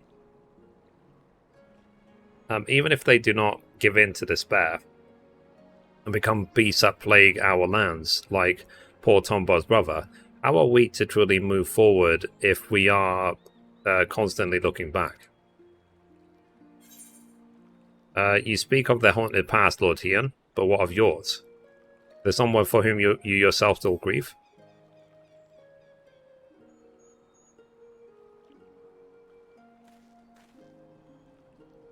Me? All things considered, I suppose it was only a matter of time before the subject was broached. She cuts to the heart of the matter, and the young lord, for the best, I should think, for he cannot lead by example if he has not yet made peace with his own past.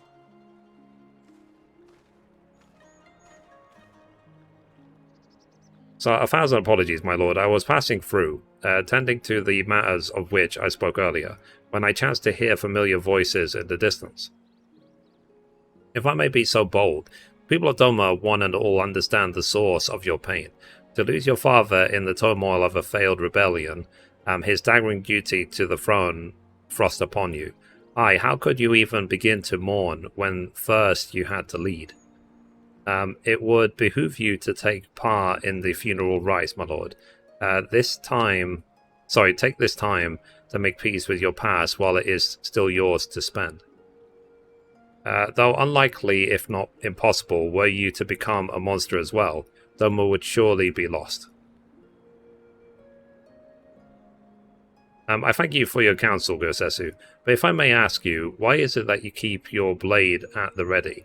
I thought this personal matter of yours to be naught but a trifle, or am I mistaken?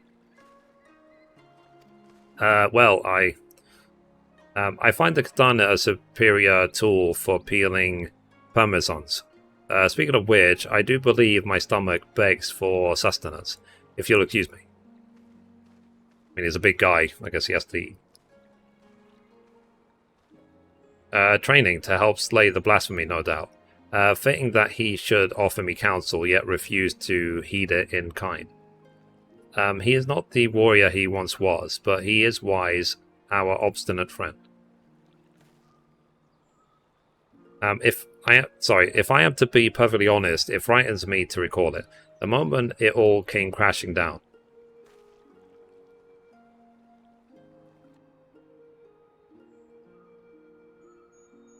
We'd taken Doma Castle, victory was ours, but then we looked out and saw the banners of the 12th Legion marching towards us, the Crown Prince at the fore. No sooner had Gosetsu and I escaped than we received word that Xenos had slain my father. I remember how the fight went out of Gosetsu in an instant, how he wept for his lord, while I felt the weight of the profound duty bear down upon my shoulders. Crushing, suffocating, the heat of my own breath, the chill of my clammy palms. But duty demanded that I master my emotions. When all those around me, Gosetsu included, were consumed by anger and the thirst for vengeance, I had to be in control. Under my orders, we dispersed and fled to fight another day. To this day, I have not stopped to reflect on my father's death. How could I, devoted as I am to finding Doma's way forward?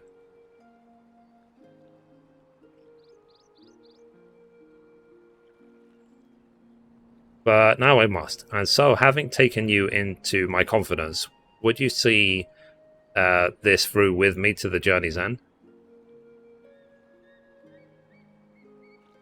The keepsake I would offer up for the funeral is hidden in a place not easily reached. We will have to fly there, I'm afraid. But worry not, my yawl will ferry us. Just a moment.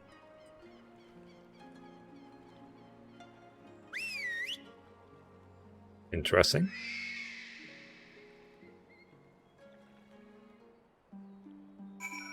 Okay. Let's go. The place we seek is Plum Spring in the mountains, shall we? Sure.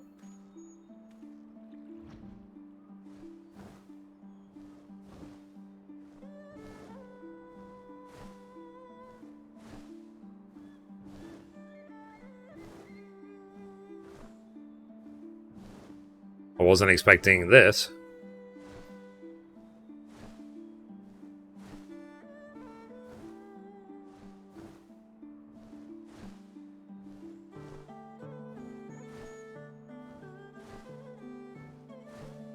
I guess this is a ceremonial flight rather than just go there and talk.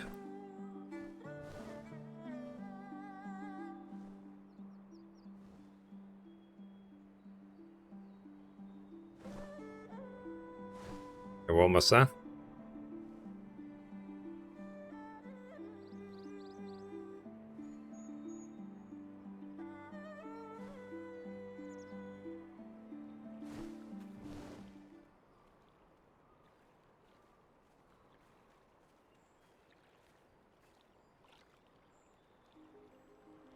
My parents would bring me here for Hanami as a child. Its beauty and sonority was such that I could forget the realities of the occupation. Indeed, some of my fondest memories of family are here, which is precisely why I chose this place to conceal the singular gift my father bequeathed to me as a child.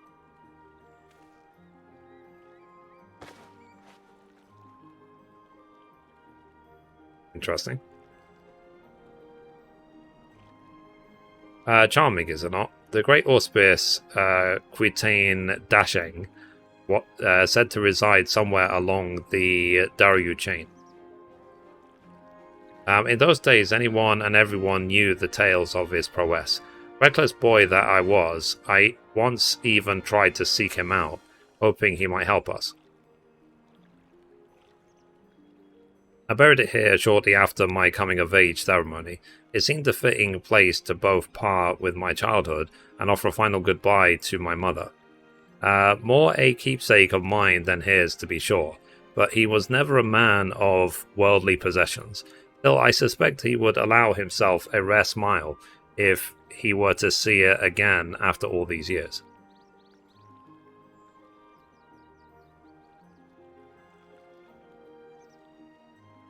And that is precisely how I wish to bid him farewell, with a smile.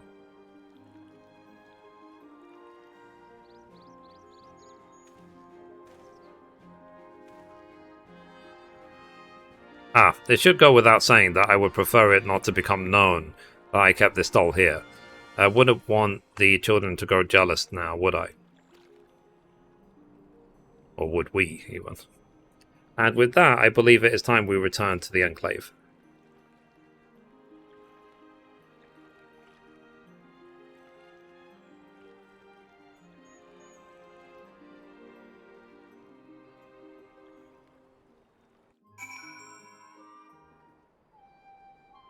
Cool. Talk to here. So, there are yet more villages to visit and offerings to collect, but preparations are proceeding apace. Soon the people will have one less cause to be tempted down the path of despair. Of course, there still remains the problem of the blasphemy. The former conscripts will remain at the Kaiken until it has been dealt with. We will say the beast in due time, but before that, I would be honored if you were present for the funeral rites. Pray speak with Yugiri when you next visit the Enclave, and she will tell you more of the proceedings. Cool.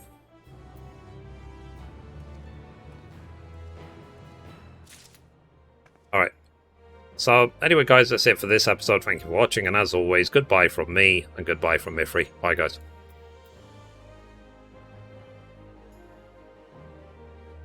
Okay, stop recording. I just now have the 89 physical role quest and I'm done. Then it'll be down to the magical one. Anyway, let me edit this video and then we can do the roulettes.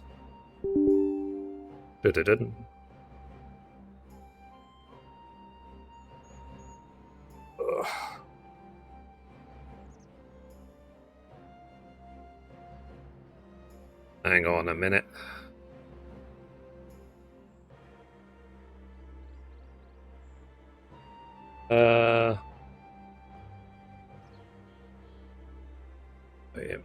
Import.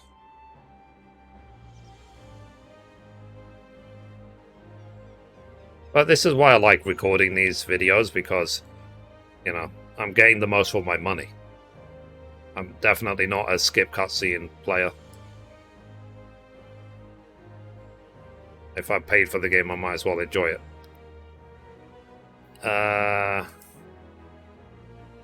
Reduce 4. Okay. 6.1 1670. Oh, physical role quest 89. Start encoding. Okay, it's encoding now. Okay, Mum, do you want to do the roulettes?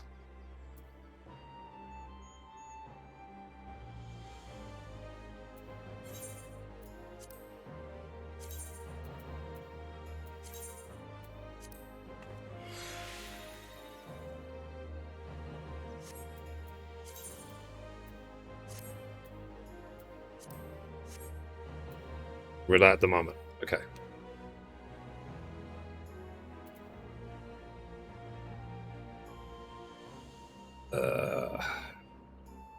It doesn't take too long. Should I? Maybe it already encoded. Take a look. Okay, done. You've encoded properly. Array. It encoded. Close that. Delete that. Alright. Shall I queue up or shall I wait for you? Like, which roulette are you doing?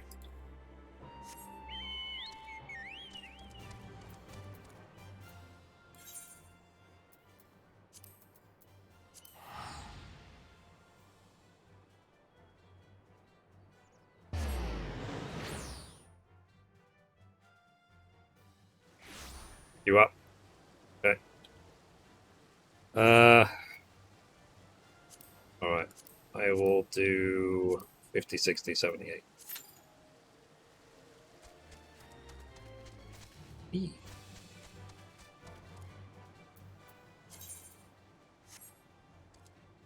$15. I see how it is.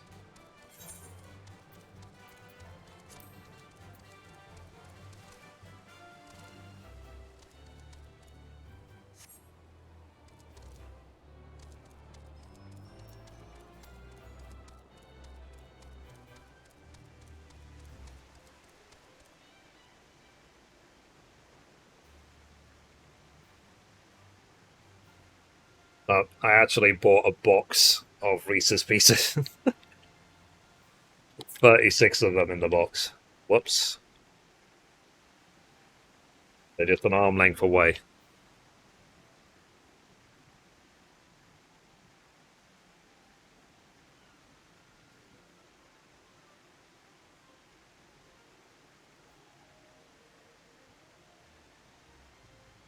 Give me something to do.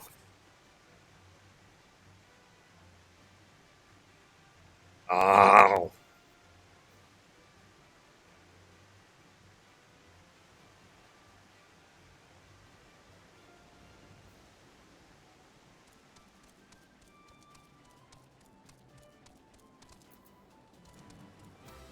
You know, I actually went onto the Feastables website yesterday to see if I could order some chocolate, and I actually can't. So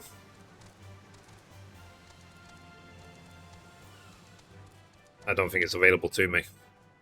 But I need a US phone number.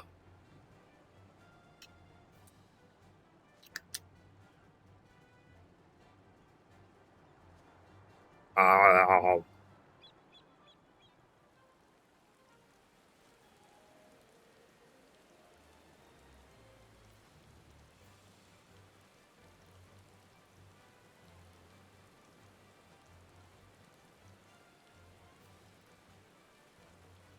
Yeah, I guess they do say peanut butter cups on them.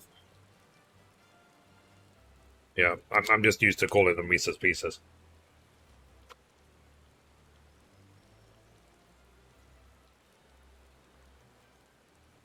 You can use my phone number. Yeah, but I need an address as well. Believe it or not, I don't use people's information without permission. God forbid.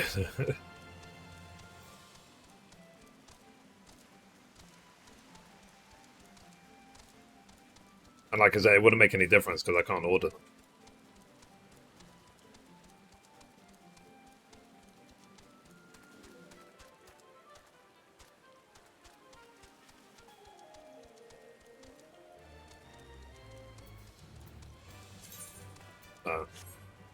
I'll worry about it another time. Not bothered. It's like, for example, there is a couple of Mr. Beast restaurants somewhere in London, but none within range. Like, I will have to travel an hour or two to actually get there.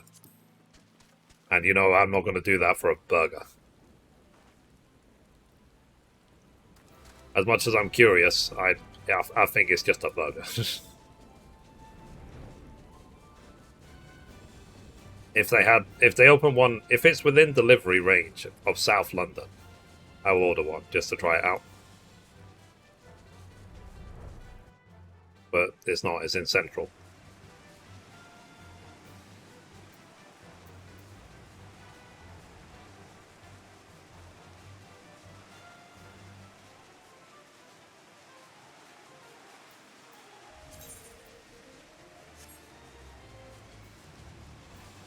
It's raining in Lenosia. Go after the, what's it called?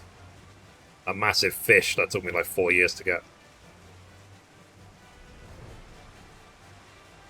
What's it called again? The something lord.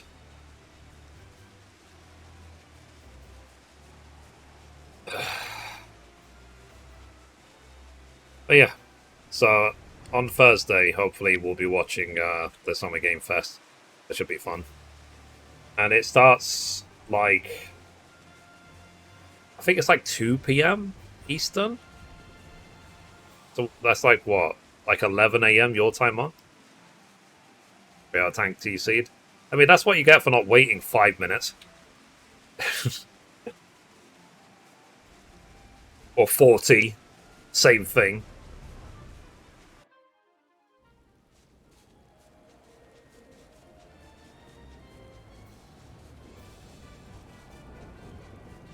Maybe spend a bit too long in this area.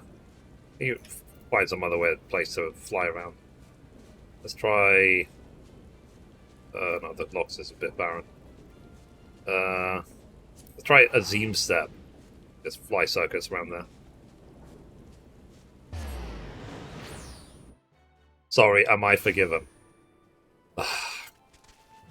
This time, but you know you're pushing your luck.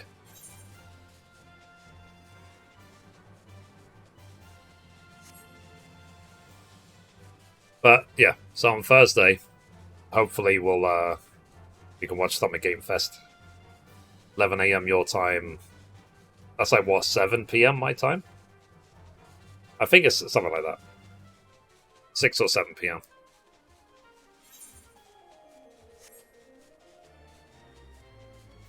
Which is completely fine, rather than it being at like 11 or 2 in the morning.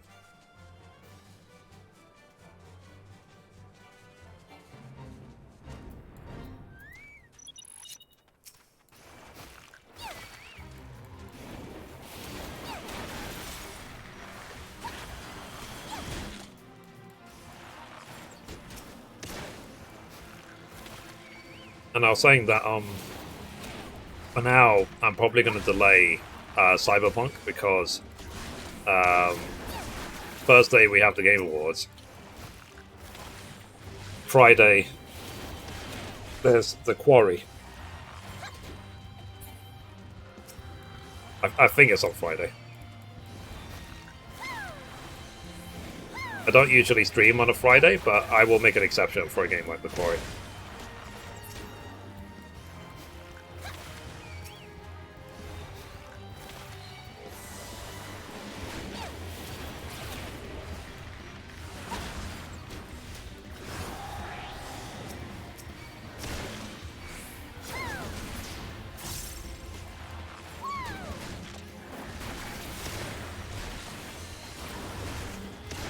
Hey, Jen.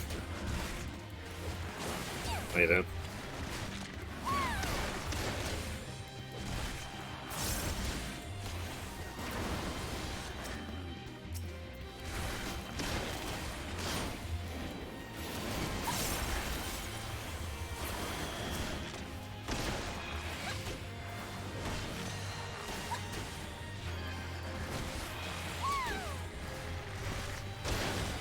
I like the song from the 16 trailer.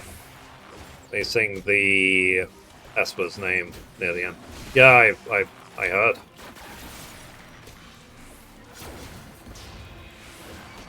As like I said, I think it's a great trailer. I think the UI could be improved. That's all. Now, I was reading on the gaming news this morning. Some people are speculating that 16 is going to come out before 7 Remake Part 2. And given that 16 won't come out until summer 2023, does that mean that we won't get 7 Remake until like late next year, if not even later than that?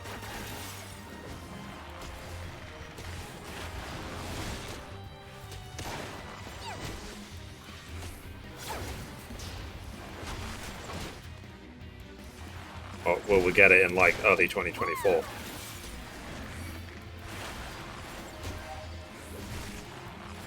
So basically, by the time Part 3 comes out of 7 Remake, I'm going to be like 45.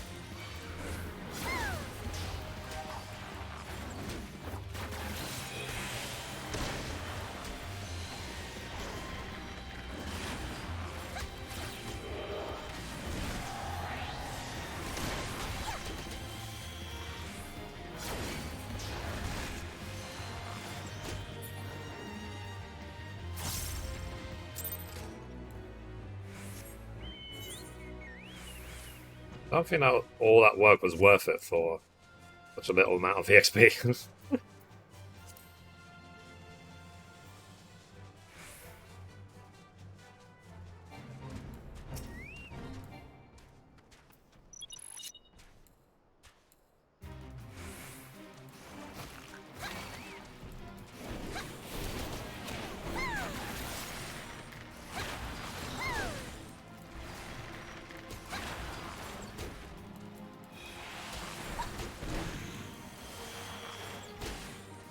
Yeah, at least we finished the all the shared fates on every zone.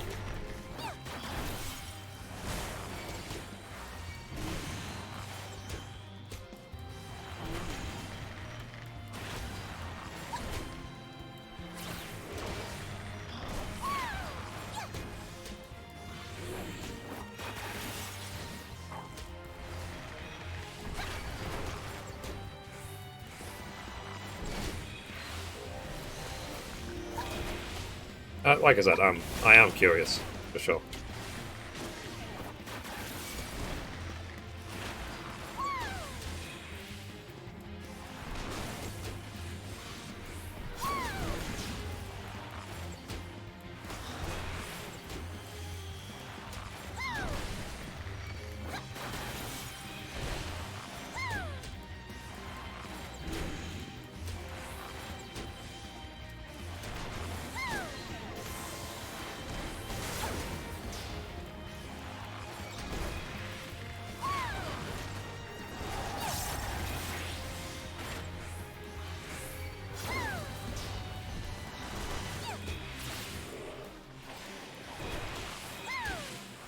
Oh, Mum, I was going to ask, which Bond should we watch next?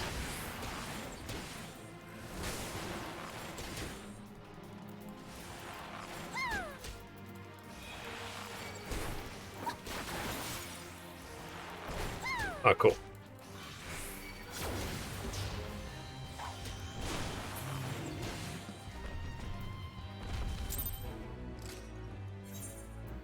Right, yeah. Invite the party.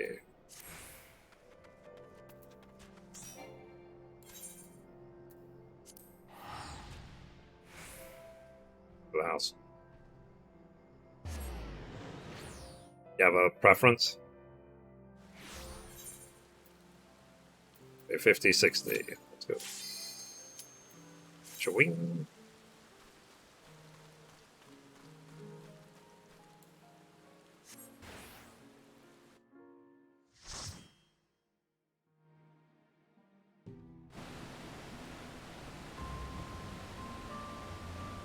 Crown City of Skala.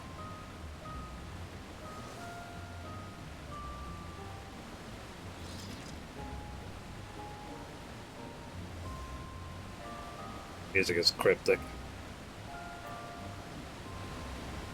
At least we're getting like diverse dungeons these days, rather than the same ones over and over again. Hello, Micro.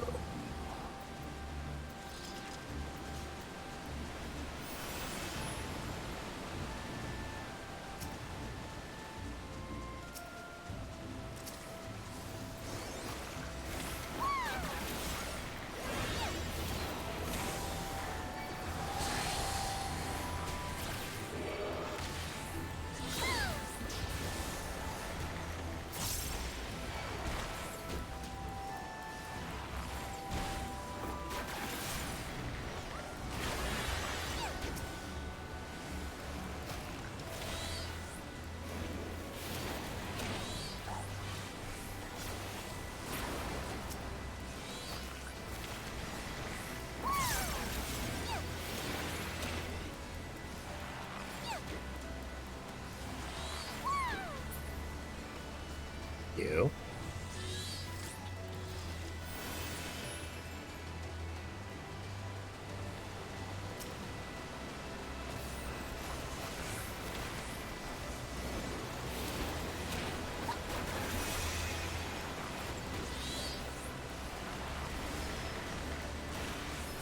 Do you want to jump on voice chat during this? Or not? Sitting here in silence.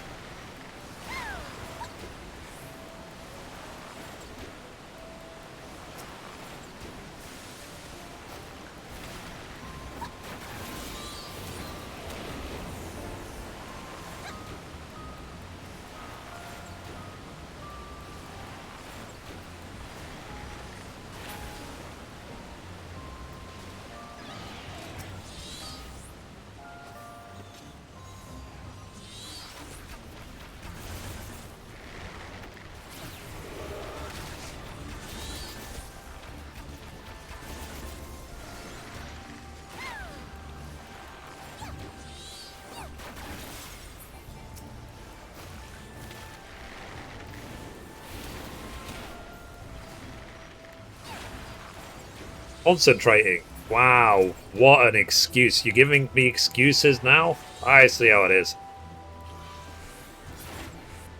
I thought we were past this. Talk about it later.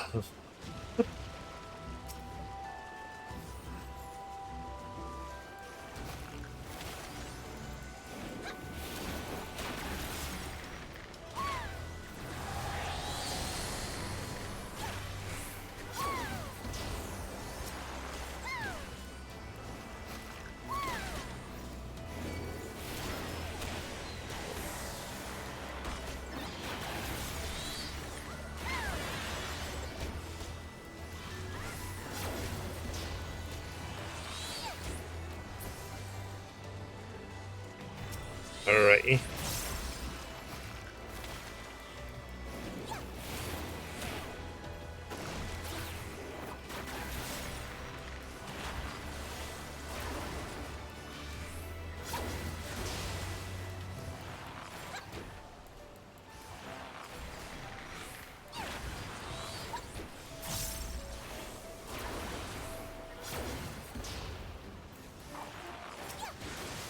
Okay.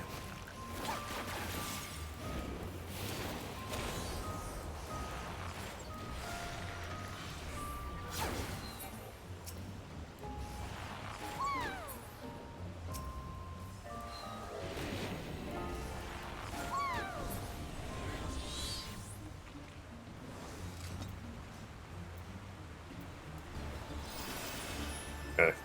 I can't remember this boss fight, so just treat it like every other boss fight. I'm standing the stuff.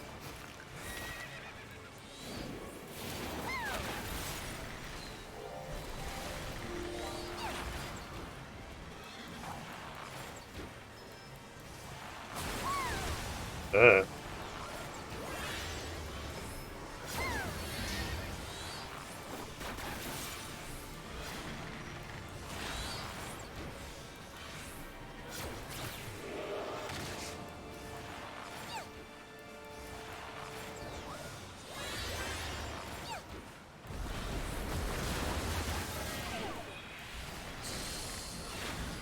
Bollocks.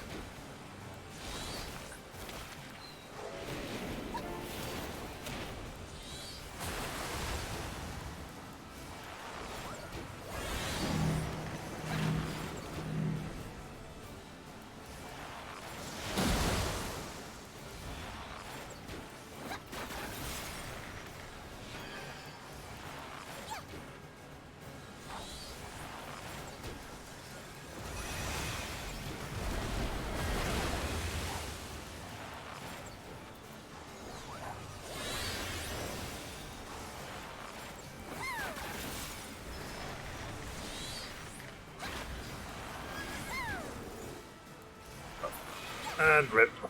Owned world first.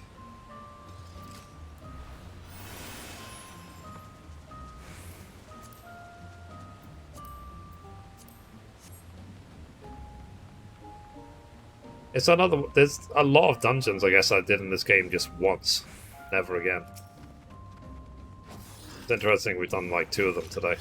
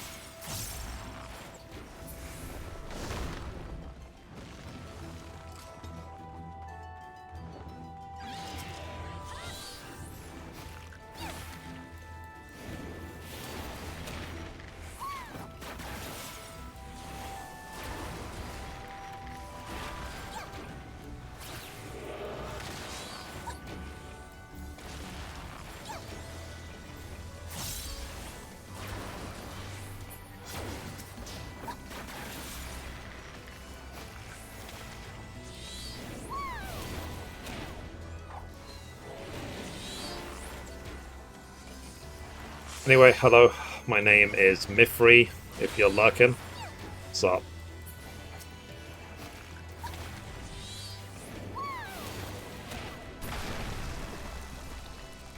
If you formed any opinion of me based on what other people have told you, and you haven't made up your own mind, then you're a loser. I can't think for themselves, and you don't belong on my stream.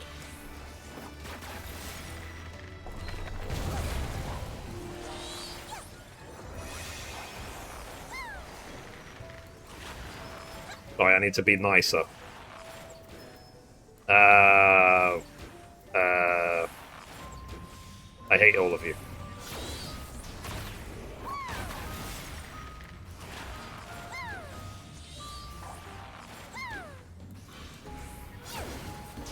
Ah, shall we?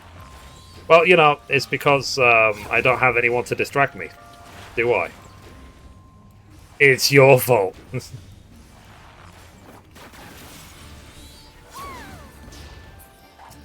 I'm just trying to emulate what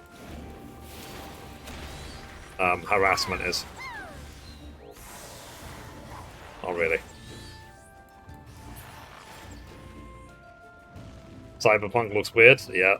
I was saying before, the reason I decided to stop, to delay Cyberpunk is because tomorrow we have the Beast Rifle 14, and then Thursday we have the Summer Game Fest, and then Friday, potentially there's a quarry. So, basically there's no time. Simple as that.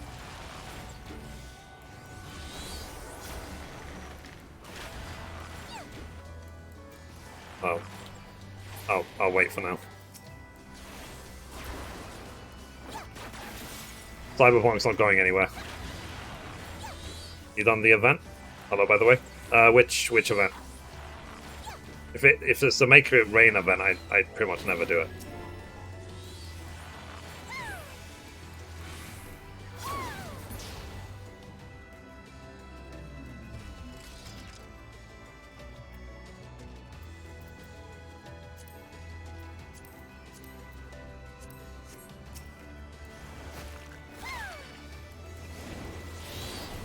It's a nice emote. Oh, fair enough. I don't think me and the word nice mix.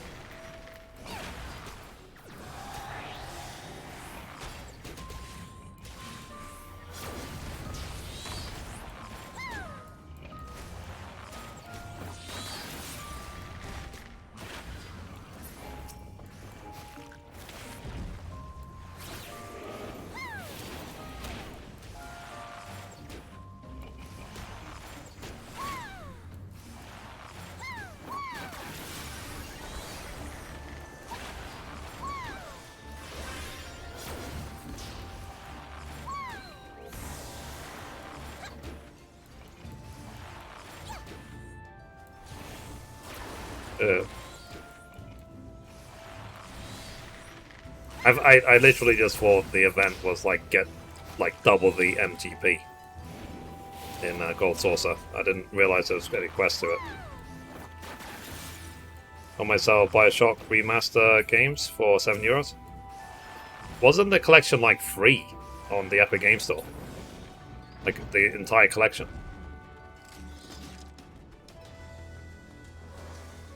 Like they had the entire collection free on the Epic Game Store like maybe a week or two ago.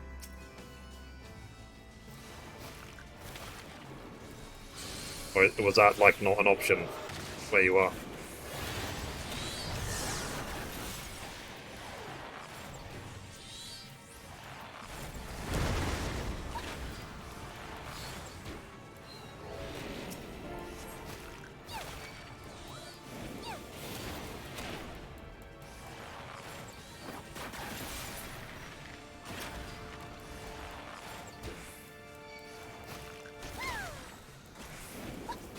Okay, for Epic?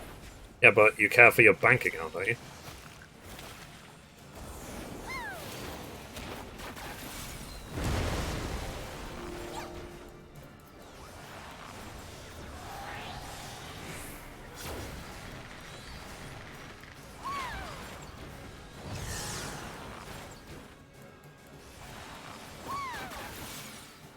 Make It Rain has always MGP buff. but also a quest line. Oh, fair enough. I pretty much never have done it before.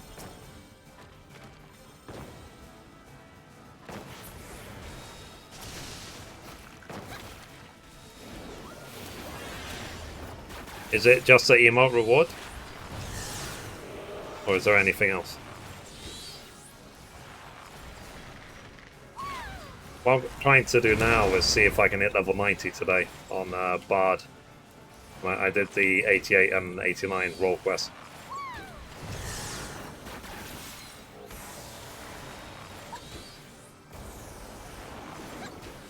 I mean, if you have the materials, I do need a full Bard level 90 set.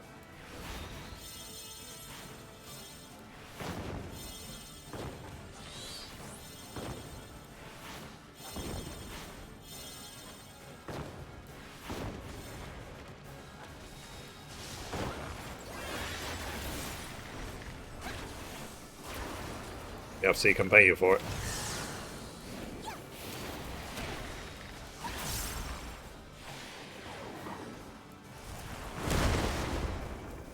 There is one vendor with event-only stuff, like an exclusive minion. Oh wow. But basically, by ignoring the event the last so many years, I've been missing out the whole time, without realizing. I literally just thought it was an like MGP boost, nothing else.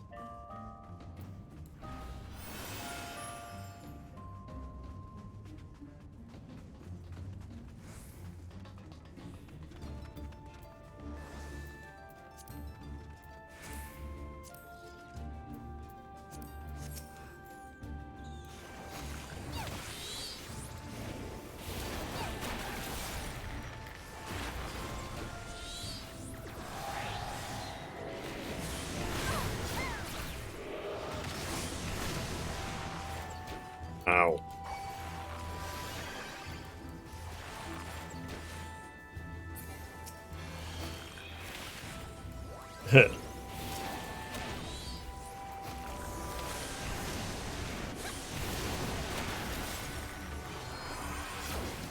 I'm gonna try and be up early tomorrow to be on with the servers go online, just so I can record the what's it called? Akasodra quest ASAP.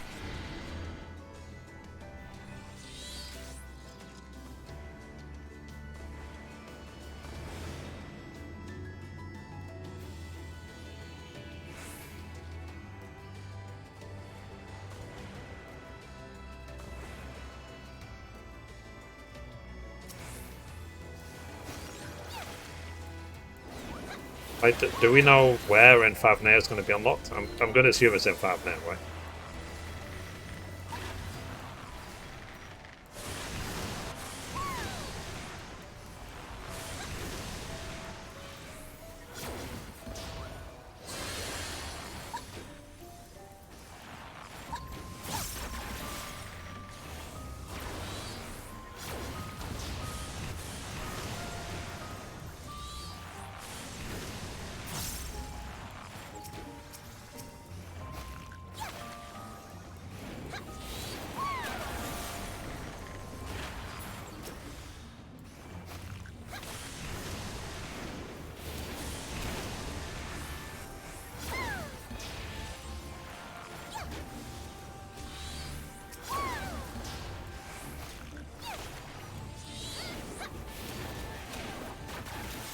What else are they adding tomorrow for 615? Other than the... what's it called? Other than the Beast Tribe?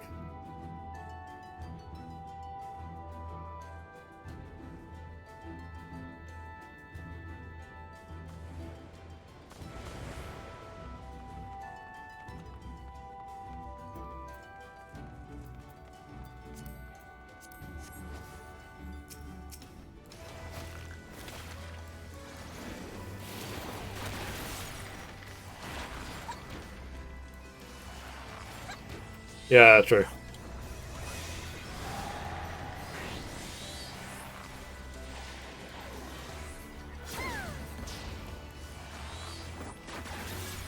Assume that they'll publish the patch notes when the servers are down.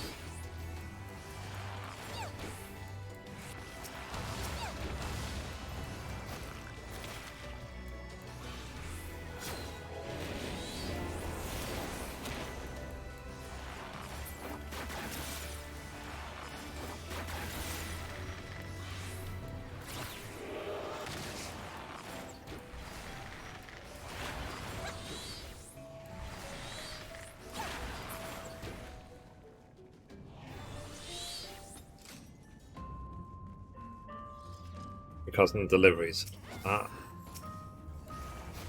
Yeah, I haven't done cousin deliveries for a while either.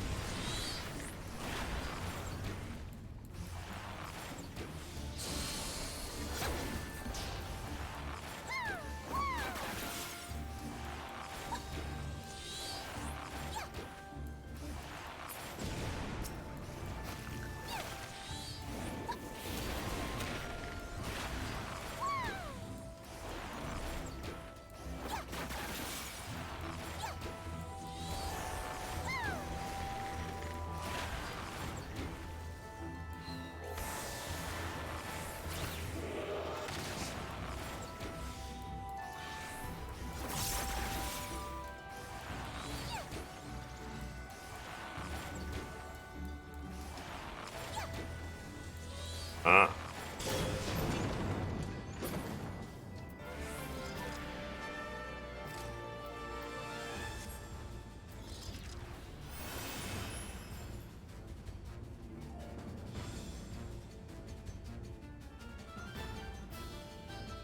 Wait for the tank.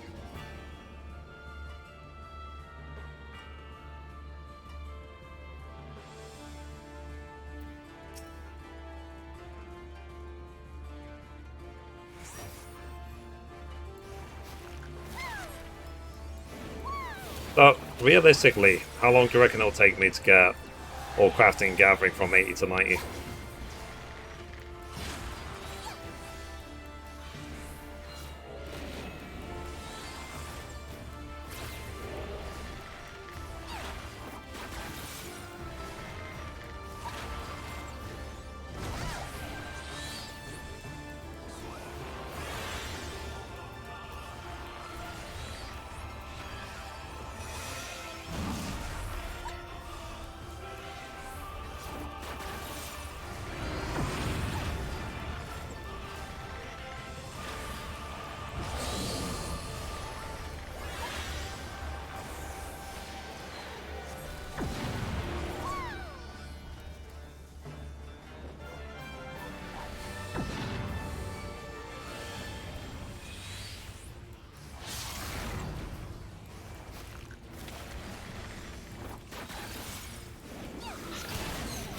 Oh. I should look up rather than straight at my hotbars. Watch out, Mom.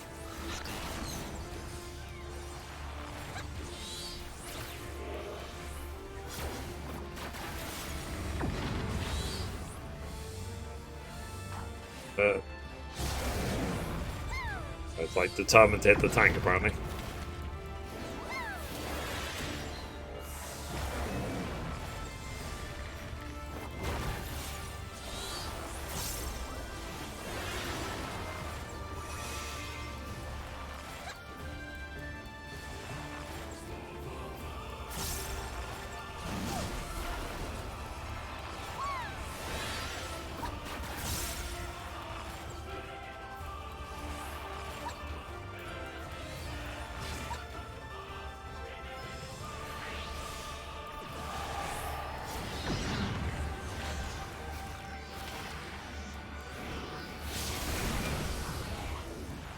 Why would you stand exactly on me?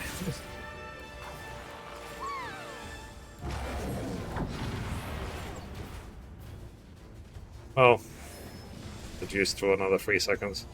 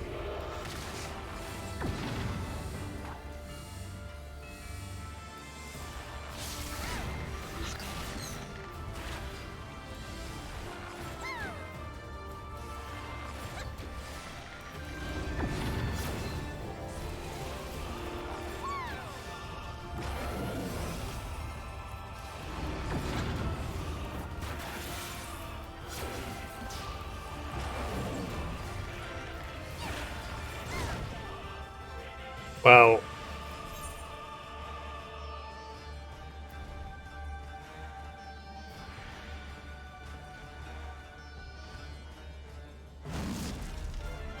it's a concentrating joke here.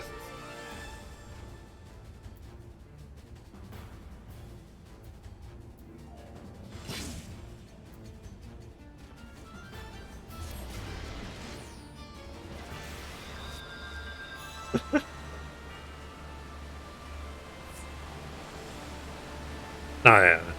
Alright.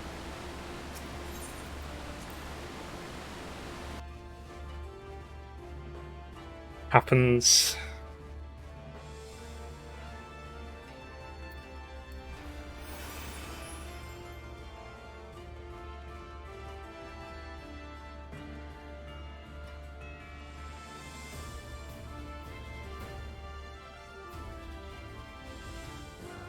I mean, I was still alive.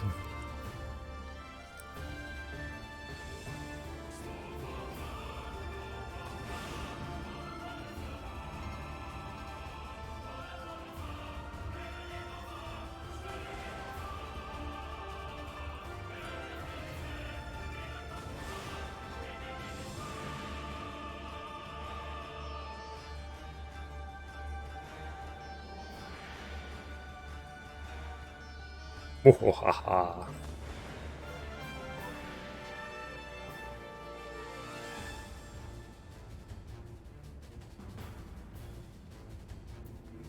Okay, let's sprint.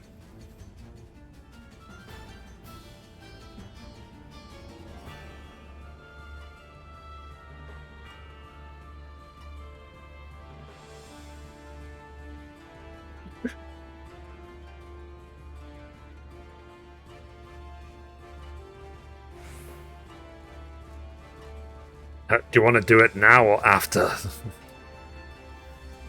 I think the tank just pulled, Mum. Like, I don't know if you're even here. Yeah, the tank already pulled. I wasn't paying attention.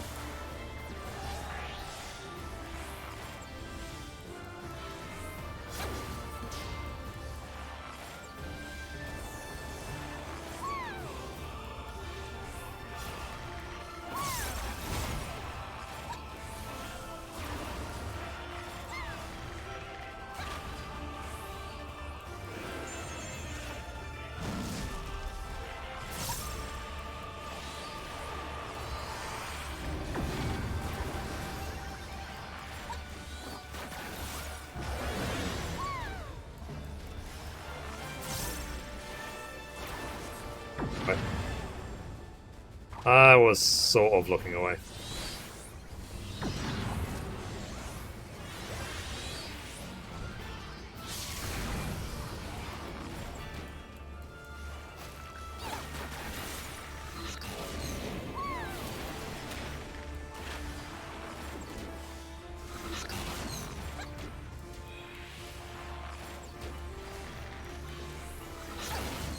Actually paying attention this time. Go me.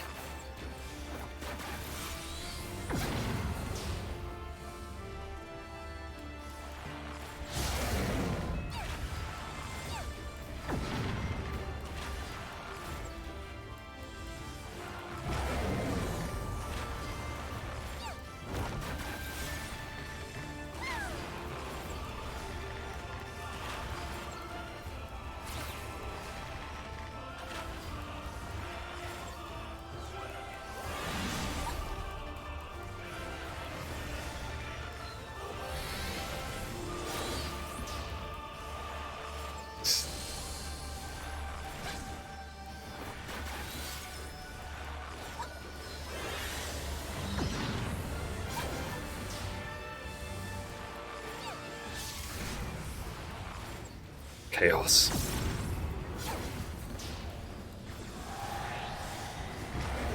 Why? I was looking away.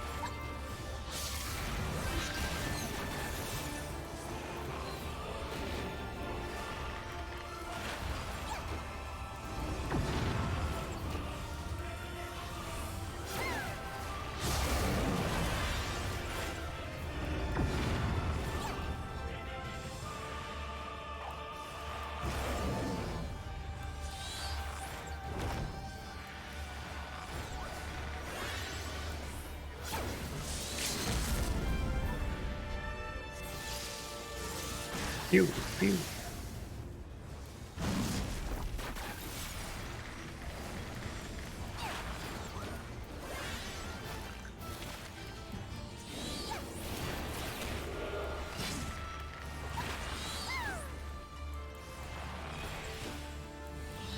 I'll get up and stretch after this.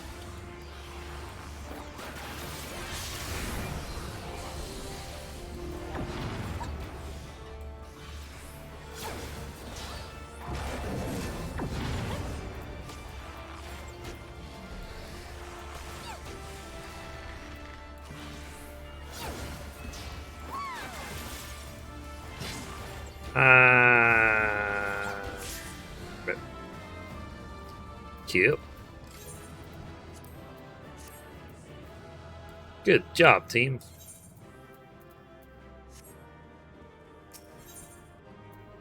Alright, let me get up and stretch quickly.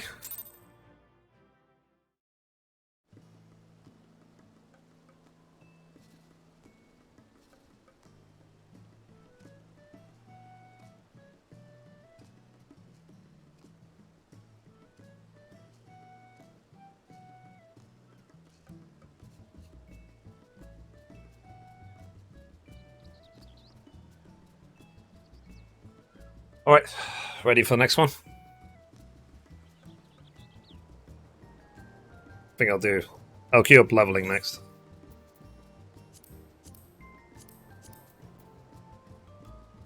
Let me know if you're ready.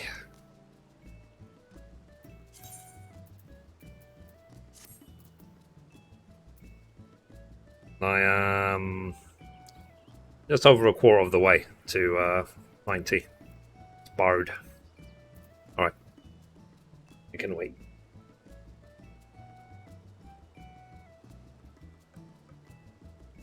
Switch to Dragoon. Okay.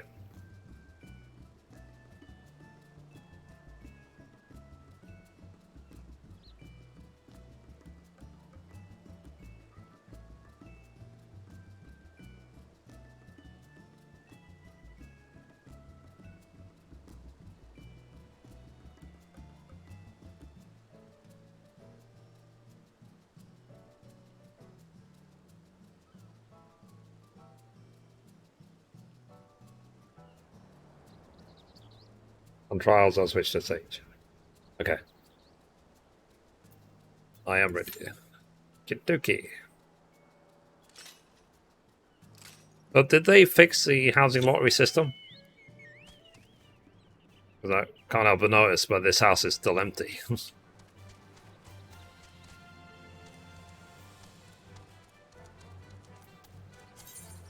have assumed they would go like hotcakes.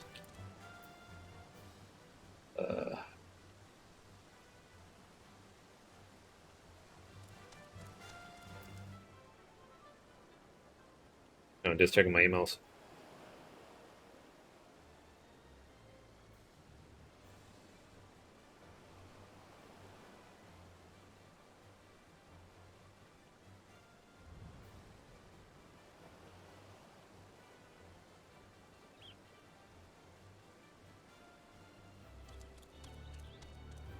This is an FC ward. Yeah. Maybe there's just not that many FCs on Sargatanis, I guess.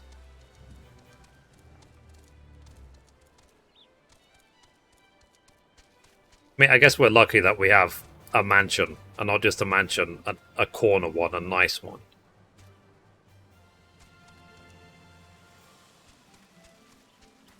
I remember it literally took us, when I established the FC, like what, 3 days to establish it? Oh, I pre-ordered the quarry. Uh-oh. Ah, cool. So I guess the contest will be how many people is alive by the end of your first run.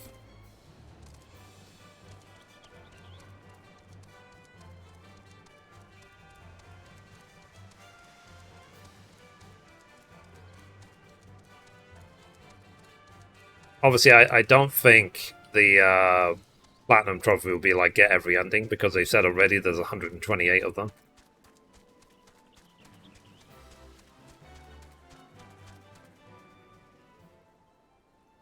Um, 128 is what?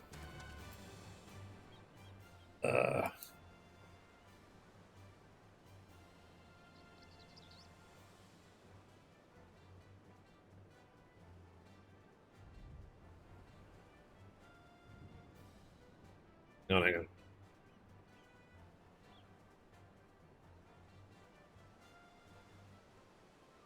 7. Okay. It means for there to be 128 endings, it means that there's 7 characters, and the 2 is live or die. So the 128 is 2 to the power of 7. So it's the 7 characters. Do they live? Do they die? And there's a unique ending for every combination of people living and dying. That's what the 128 signifies. Mass.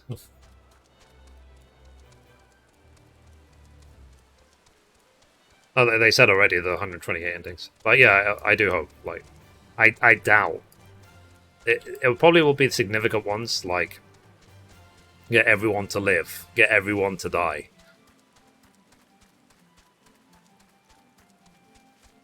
It'd be funny if there's one like get all the girls to die, get all the guys to die.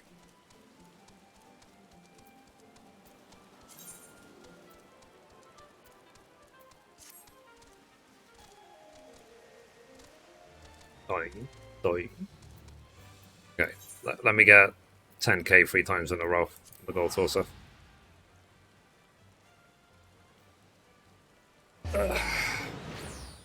Now, given that I'm no longer a Square Enix partner, and I probably will never be one again, it means that when 16 comes out, 7 Remake Part 2 comes out, and Forspoken, I will probably just go ahead and buy them.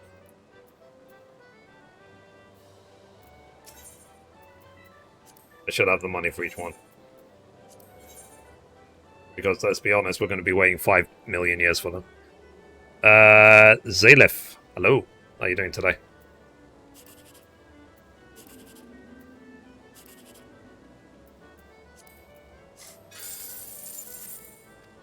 Okay. Welcome, welcome.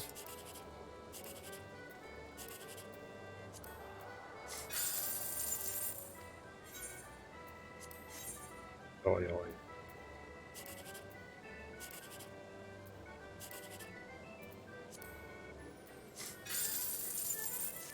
Dang it. I tried. Man.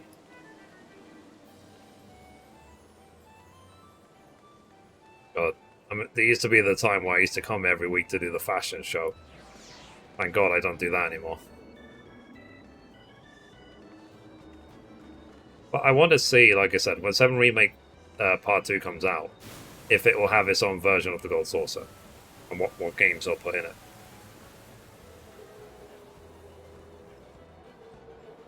Will there be snowboarding? I think that's the main question.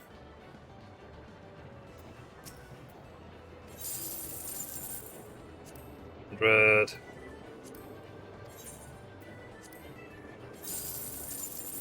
$100. So like I said, I've never... I think I've matched one number once. I've been incredibly unlucky when it comes to the Jumbo Jackpot.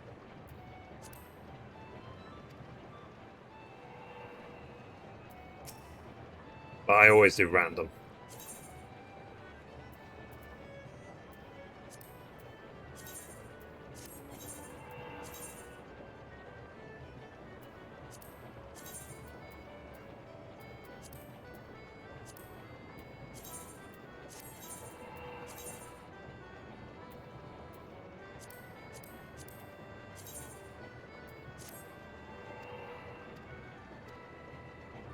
Yep.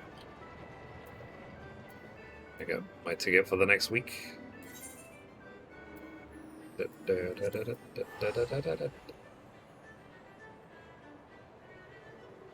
yeah, like I said, we'll see when those games come out. How they are. We'll not buy any more collector editions from any company. Because I was in bed last night, and because I got the collector edition mount in at the end of my bed. Like, I was looking at it, like, saying, like, I said to myself, I wish I could exchange it all for cash. I could use the money. I would rather have the money than this pile of collector edition boxes. I'll see eventually if I can just sell them. And if money is not the issue anymore, maybe I'll start just, like, giving them away.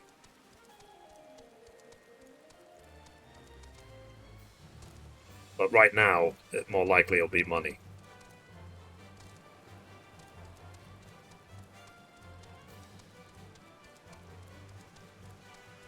Like if someone came to me and said, okay, look, I want to buy the entire pile, how much? I'd probably say to them, I don't know, like $5 grand. Because it's nearly touching my ceiling. 5k, you can have the entire pile. Some of them are brand new sealed. Like I've got Final Fantasy X sealed, collected edition on PlayStation 4. God of War sealed. Horizon Zero Dawn sealed. And a bunch of other ones.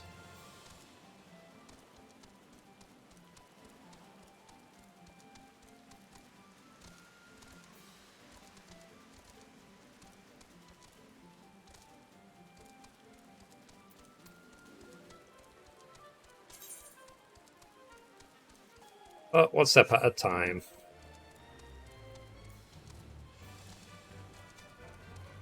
I was reading an article this morning for the gaming news saying that the combat style of Forspoken could change mage combat forever.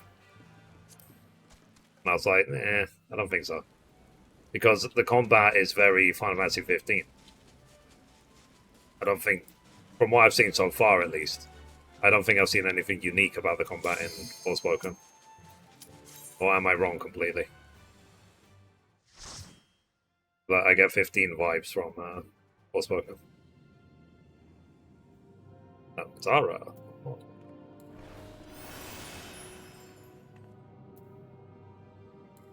It,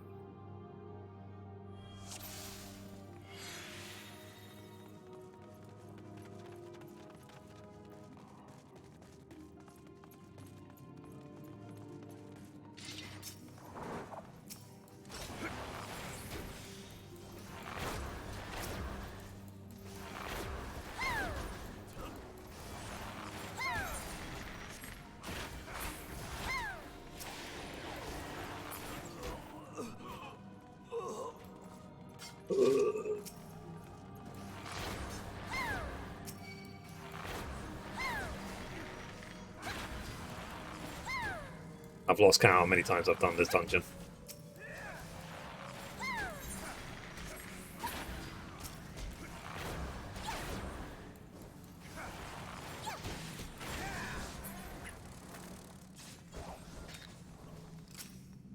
Oh, that's cool. The deal.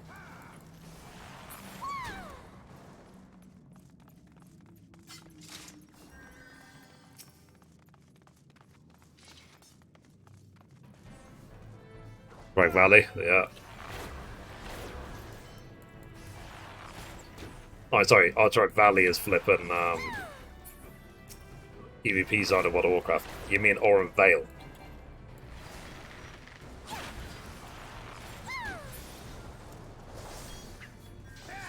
Like, part of me is still stuck in Azeroth.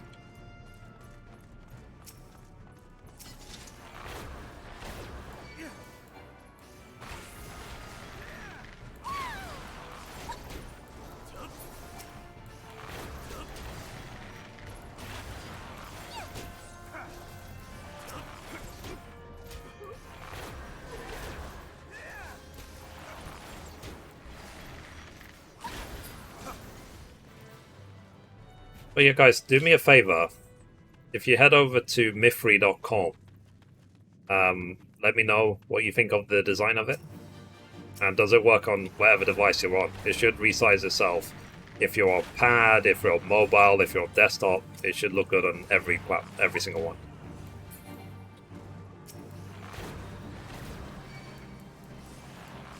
You wouldn't mind.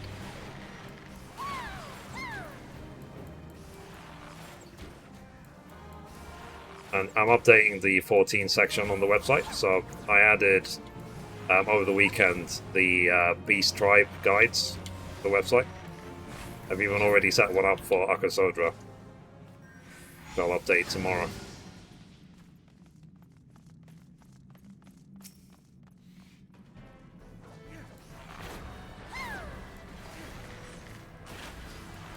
And everything on the website, coding-wise, done by me.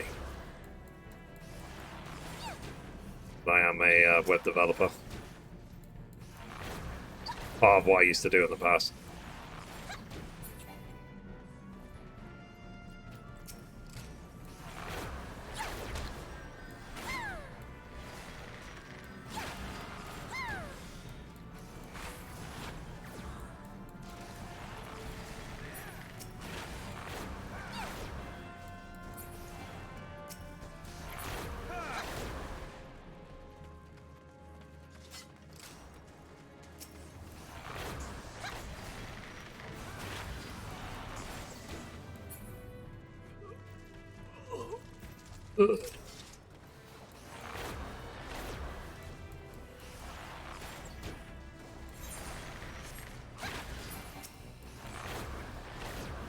I'm already shopping for a new keyboard, chat.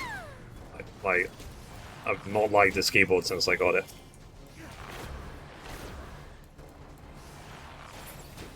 Keep fat fingering. Even after all this time, I'm still fat fingering. It's not good.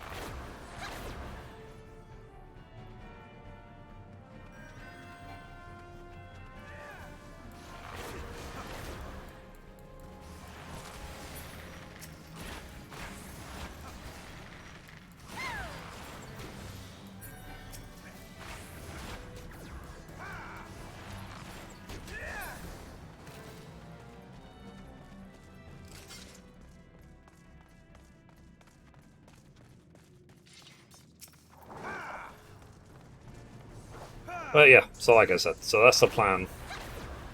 So tomorrow, Beast Tribes, and see what else we need to do, and just carry on leveling. Maybe I'll level up, start leveling up Red Mage. And then, same on Wednesday. And then Thursday, probably B14 until the Summer Game Fest, and we'll see what announcements there are. But then, Friday, hopefully the Quarry. I don't usually stream on Fridays, like I said, but I'll make an exception for the Quarry.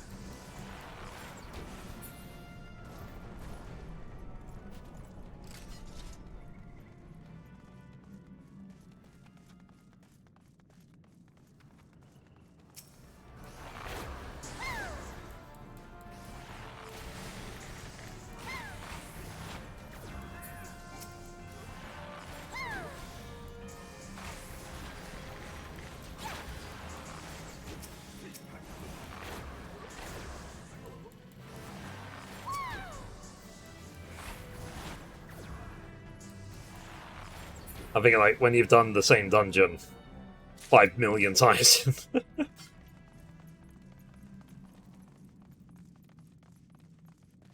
Can get tedious. Just a little bit.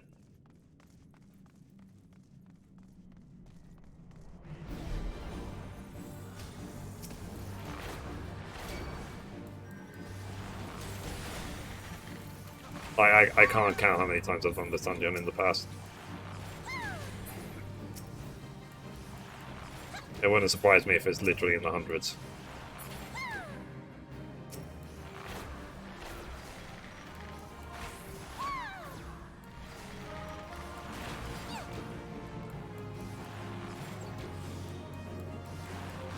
I really don't like PvP in this game. And we did a lot of fate farming already.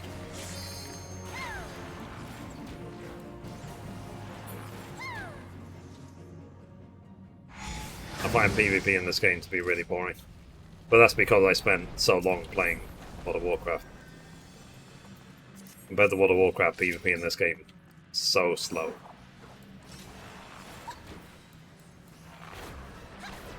And they rework a lot of the old dungeons to make them shorter. I don't know if they did. They did for some of the story videos. That's like the story dungeons, like Praetorium and Crystarium and stuff. But I don't know if they did for the other ones. But they added the duty support system, so you can technically go through this with NPCs now. And I'm sure they'll expand it eventually, where you can take the trust through every dungeon. One thing I think they need to fix is that even if you're using the duty support system, that all the trust can level up. And it's not just in the trust system.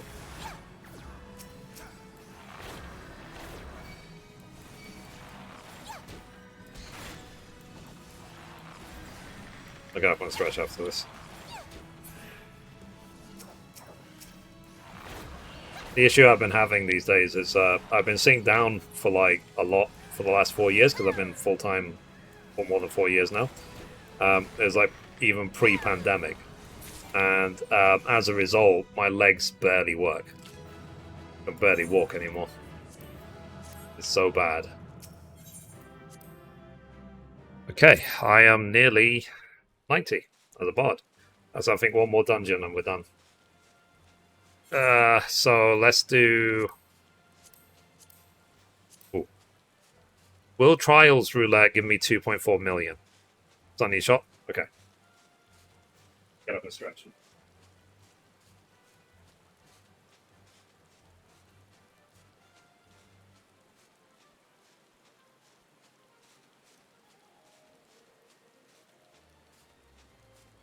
Or shall I skip Trials and do, what's it called? Alliance Raid. Does it actually say how much it gives? Take a look. No, it doesn't, because obviously it depends on which one, isn't it? It just has an up arrow. I wish it would say the actual amount, so I know if I'm going to level or not.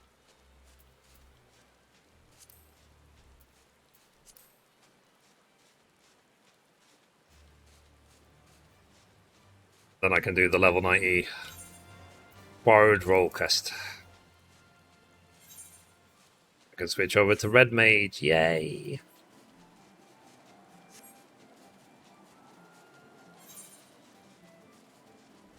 Yeah, I'm obviously being so... If you don't know, Zaylet, the classes I hate the most in this game, Red Mage, Astrologian. They're the two classes I dread the most for leveling up. And I've not touched Blue Mage in ages. The rest I'm okay with. I especially like tanking. The melee DPS are really fun to play. I'm okay with healing. It's not as fun as it could be. Trials doesn't give much. Yeah, I'll probably do thing. Physical ranged, I'm okay with. But like I said, Red Mage, Astrologian, I just really don't like. I think the reason I don't like them is because of... They're like chance-based classes. Like, more so than any of the other classes about what abilities pop and don't. And I really, on Astrologian, I really am not a fan of the card system. That's why I actually put priority on leveling Astrologian and Red Mage to get them out of the way.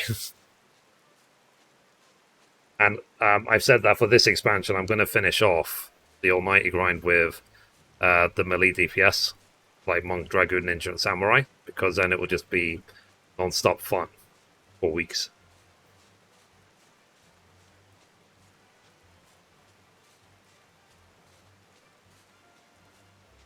And when all the battle classes are 90, then I'll spend the time to get all the crafters and gatherers to 90. After I'm all 90 everything, then I don't know what I'm going to do with this game. I'm probably just going to come back for the story and then play other games in between. But I do have a lot of other games I want to play. So, like I said, off stream, I'm playing Detroit Become Human. And I'm going to hopefully soon start The Quarry. I want to play Cyberpunk because I didn't play it because it was broken when it came out. That will be the best plan. Okay. Yeah, I'll probably just return for story and then just leave. And I'll try and do the Beast Tribes. What are we doing next? Alliance Raid. Just because it should hopefully hit me to level 90.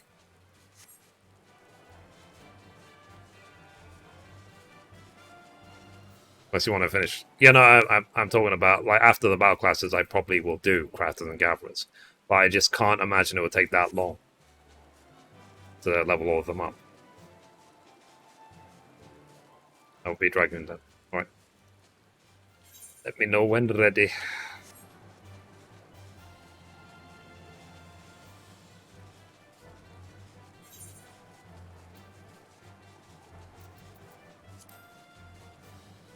Then I guess for Trials Roulette, I'll do as Red Mage.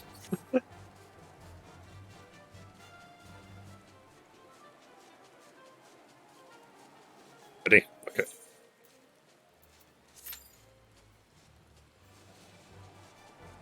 And at some point, I actually do want to try and get the Platinum Trophy for Resident Evil 3 Remake, because I recently did Resident Evil 2 Remake. So I've done Resident Evil 2 Remake Platinum, Resident Evil 7 Platinum, Resident Evil Village Platinum. Resident Evil 3 I've not even tried. I finished it once on Xbox and that's it. I rebought it on PlayStation after this, do it from scratch. And then hopefully that'll be done in time for Resident Evil 4 before the remake comes out. Have fun. Yeah, thankfully my Red Mage is 80 and I've done all the quests till 80. So I only have to do the 80 to 90 grind and the role quest and I'm done. Hopefully it won't take too long. And I am thinking that I'm going to, if I can fit it in, play through Resident Evil 4, the original, before remake, so that I can actually just see what it's like to compare. And I'll try and download that HD Project Remake thing that they spent 10 years making, so that I can get like the best possible experience of 4.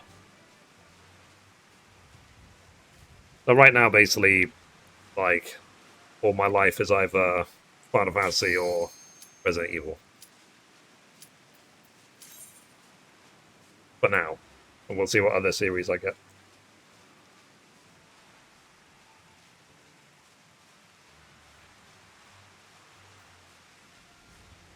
I'm just cleaning my brain.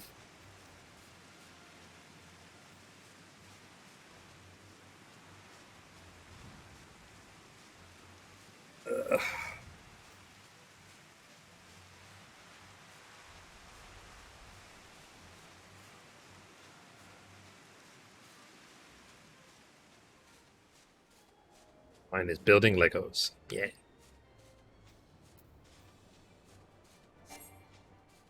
Dang it.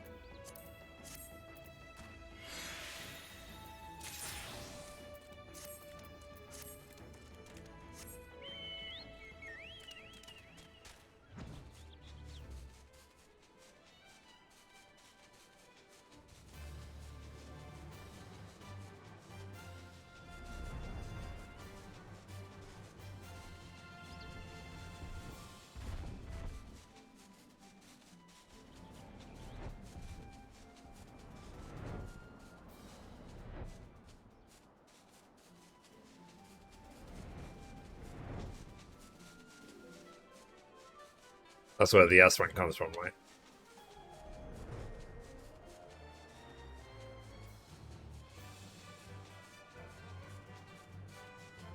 Where's the entrance to Brave Flocks?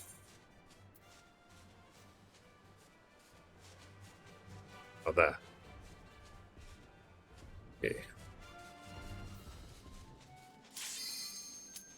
Ding.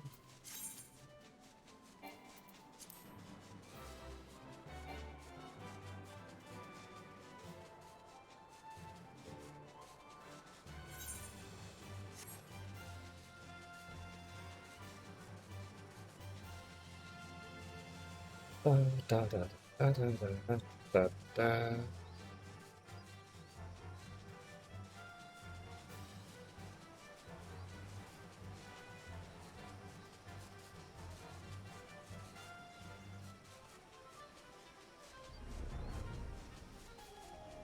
There it is.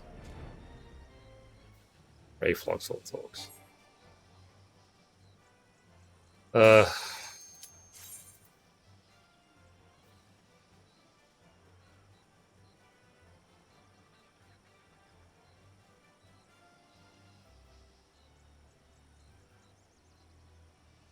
accept the queue. There you go. It's only when I start complaining that it actually does anything. That's the secret, chat. If you want anything in life, complain. Oh, jeez. Oh, macro.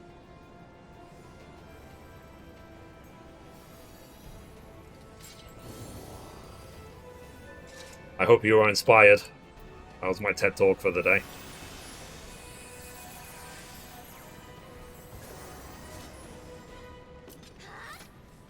Up, up, up. So Zalef, I don't know like what brought you to the stream today, but every day I publish a gaming news video every single day. If you head over to my gaming news channel, I summarize all the gaming news in 1 to 5 minutes.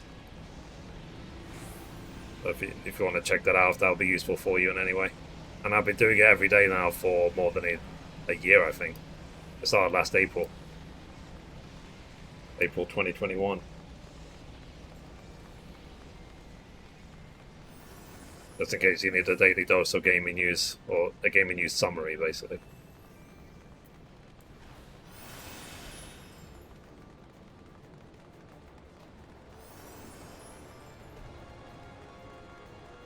I've been watching those. Oh, cool.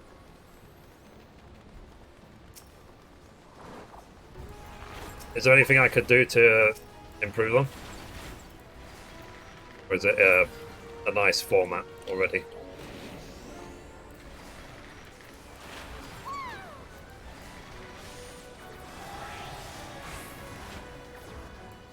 Because I added background music to them, so it's not just dead silent.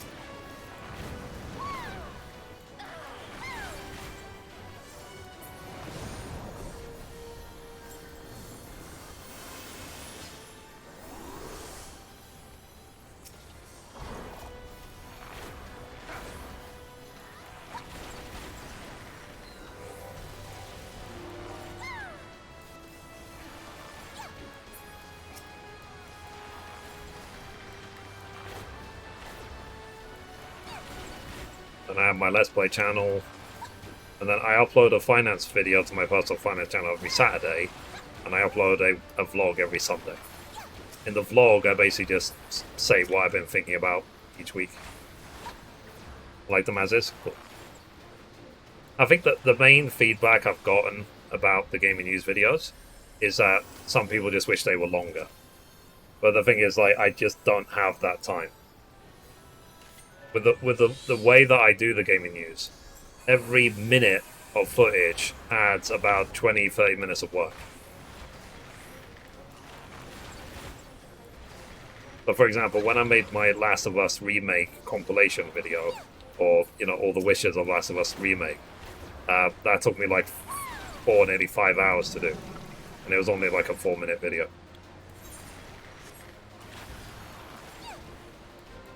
I'm actually quite proud of that one.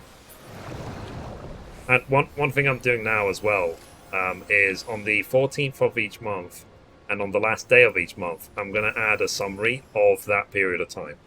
So 14th will be 1st to the 14th, and then end of the month will be 15th till the end of the month.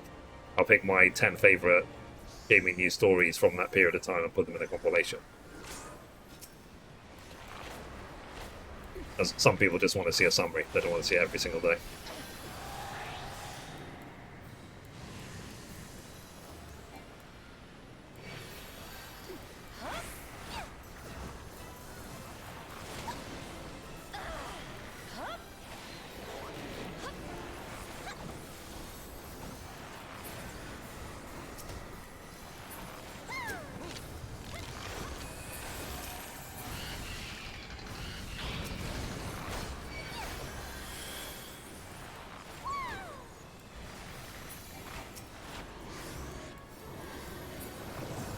Then I have my Let's Play channel, where all the stream backups go to. So if you ever miss a stream, you can just go on my Let's Play channel to rewatch it. The reason I don't keep them on Twitch anymore is because a few months ago, probably more than a year ago at this point, there was a DMCA problem with Twitch, and they threatened to take down everyone's channel unless you sorted out your channel within 3 days. And I ended up just deleting pretty much everything, all my VODs, all my clips, everything. So I lost a lot of first playthroughs of games because of that. I lost my God of War playthrough, my first one. I lost my Last of Us 2 playthrough, Final Fantasy XIV Original when I got the Platinum Trophy, Final Fantasy VIII Original when I got the Platinum. I'm slowly starting to re-record them. So I did God of War story. I'm working in the background on the Detroit Become Human one. 7 and 8 original, I will probably just never do them again because it took a while to get them platinum.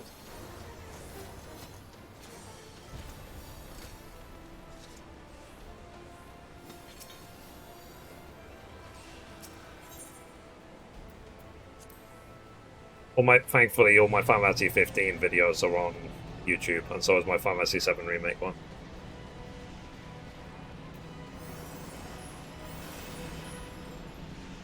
I lost my Final Fantasy XIII playthrough. I'm gonna, like, if they ever release, like, a remaster of the 13 series, I will play them again, but at least this time I'll put it on my Let's Play channel. I don't know if I ever Platinum 13, I can't remember, I don't think I did. I did 100% the Crystarium, you know, the leveling up, I just didn't finish it off. A couple of things I just couldn't do.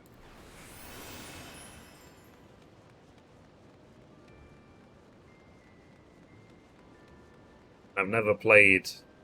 Well, I played 13.2 for a whole of 10 minutes, and then the Steam version just crashed and it wouldn't work. And then I never played Lightning Returns. And then Final Fantasy XII, I played that when it came out. I got almost to the end. Almost. But I, what's it called?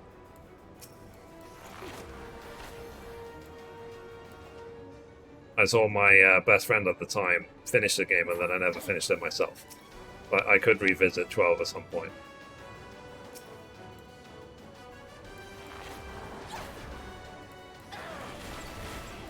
And Final Fantasy VI, I started it. I got to the bit where you fight the Doom train, or the train, and you can flip it as a monk. And then, again, the Steam version crashed, or broke, and it corrupted my save, and I was like, I'm not going to start this again. And it's why I've avoided the pixel remasters of the Final Fantasy series, because I've said that I won't play them until they come out on PlayStation. I've had such rotten luck when it comes to the Steam version of Final Fantasy games.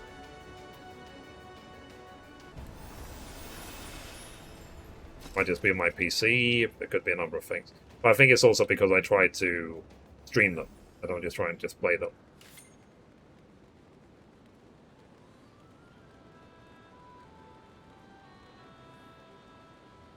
And I won't say that I'm a Final Fantasy fanatic. Like, I never played Final Fantasy 1 to 6, not all the way through. I never finished 12, I never finished 13.2 or Lightning Returns. I played the demo of Stranger of Paradise, but because of issues, I never actually played the full game because of Square Enix. And then Final Fantasy Zero, I played it for a few hours, but I got so bored. I was like, I can't keep playing this. It's really boring. I really liked Crisis Core. I thought Crisis Core was really good. The prequel to Final Fantasy VII.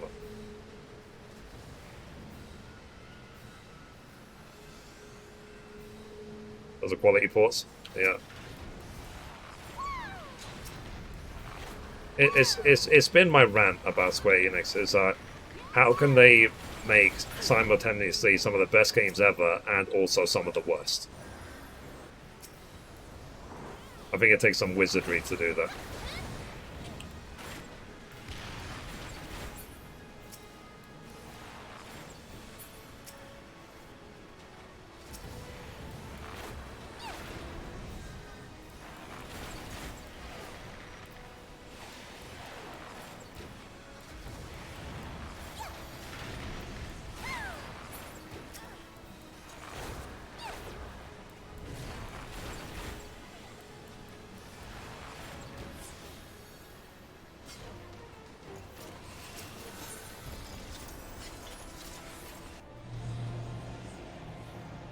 And then I saw the problems of Final Fantasy VII Remake on PC when it first came out. I've heard rumors that it's been fixed, but I don't know if it has actually been fixed. The PC version. But like I said, I'm already avoiding all the PC version of the Final Fantasy games. They just don't work well. Like PC games generally, they just don't work well with my PC when I'm trying to do one PC stream. If I ever have a 2 PC setup, like I've got a gaming PC just to play games and there's a capture card on it, I might change my mind.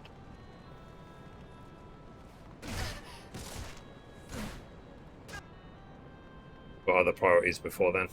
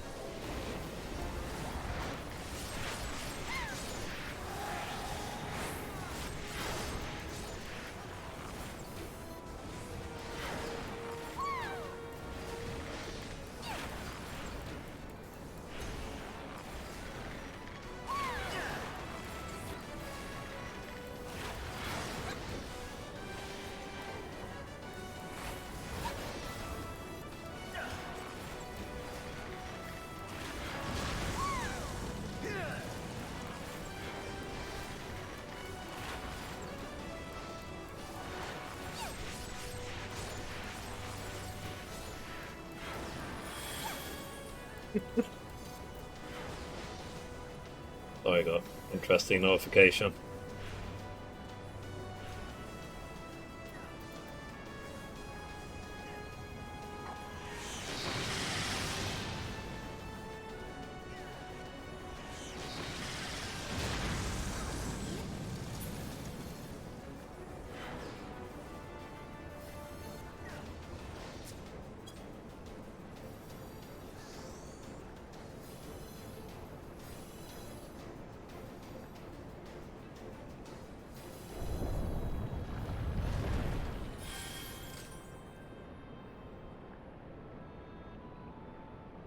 Sorry. Yeah, let's try not to AFK.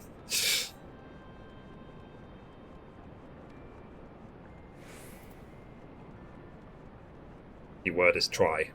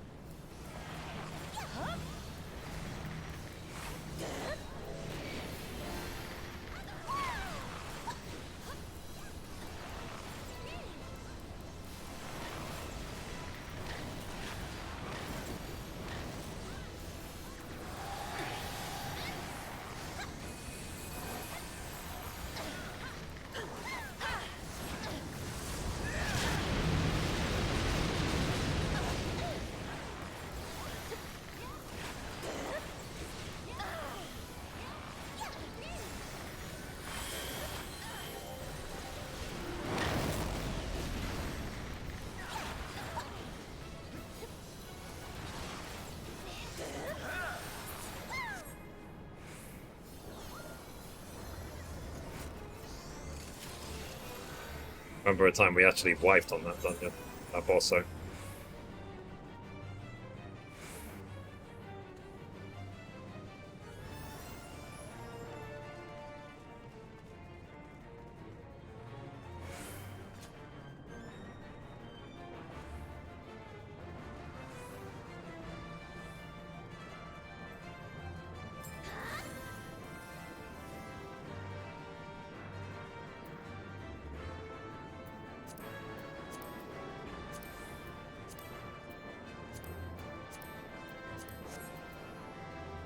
okay.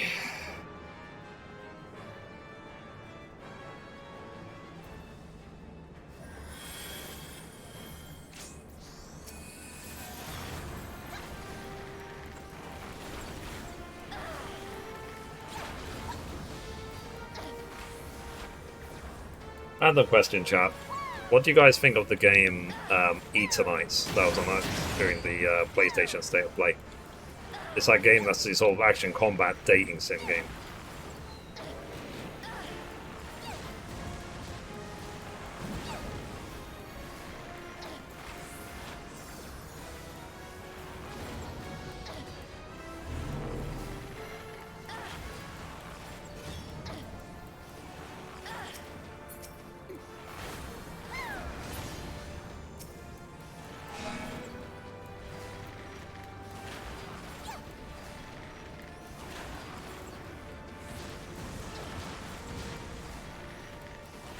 Platform.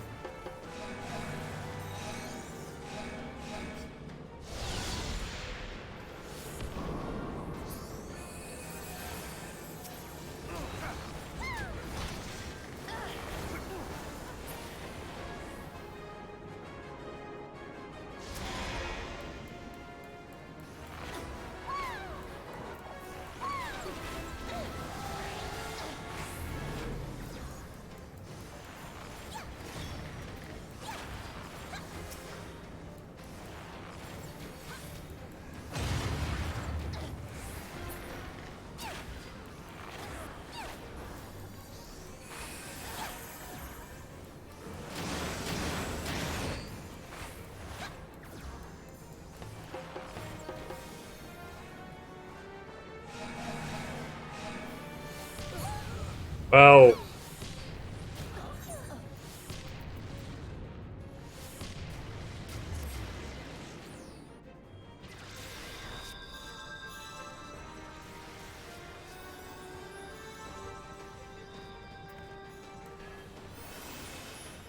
I'm gonna play it. Yeah, it does look interesting to me. I will check it out. I can, at this point, I will say that I'm actually more excited about Eternights than I am about 16.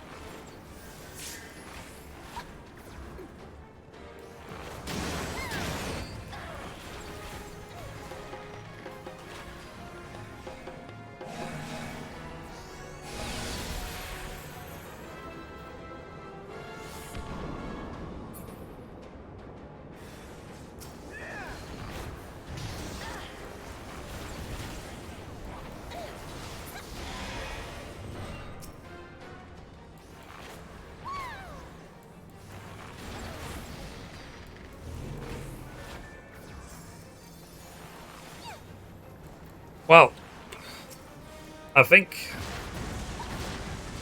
a couple of reasons. I think if it was, I'm basically trying to recall the past. So basically, when Final Fantasy X was first announced, right, it was exciting. It's sort of like, wow, like Final Fantasy is going to be real 3D, la da da da da da. It's like compared to Final Fantasy 7, 8, and 9, it looks unbelievably amazing, la di da di da di da di da di da.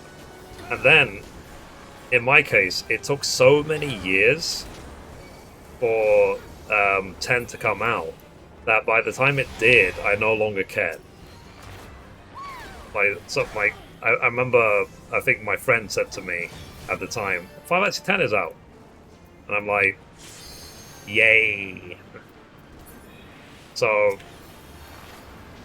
now how that applies to 16 is the same thing in terms of, I think people are somewhat excited, but this idea of having to wait a year, another year, where we've waited so many already, is probably exhausting some people.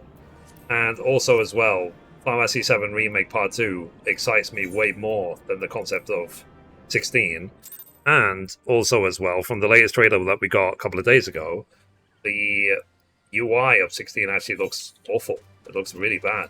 It looks like Final Fantasy Origin. It does not look like a mainline Final Fantasy.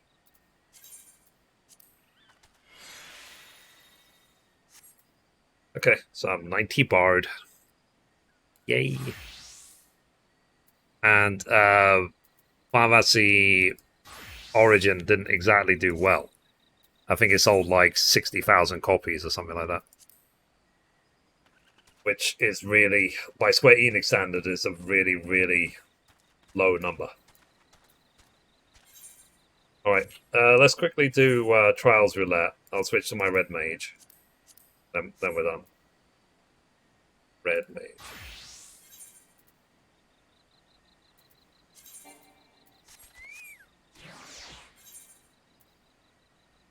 Sure.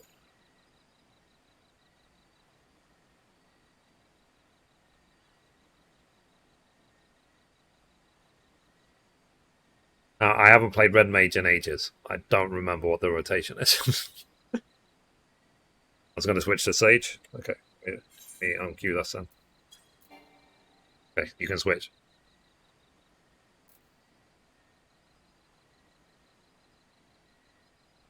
But that's my opinion, basically. Is that arrow then stone? Okay.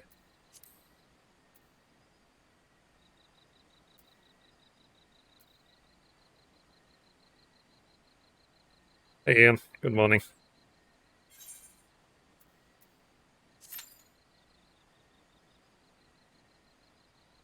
For the hosts.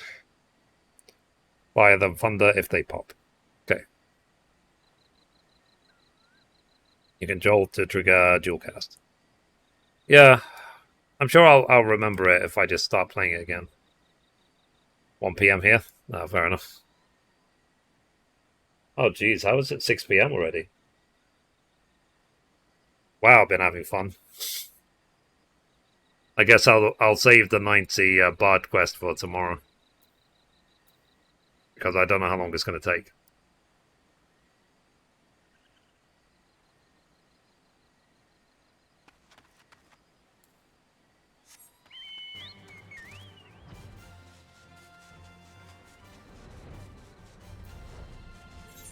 But cool. Yeah, so Bard is 90. How about that?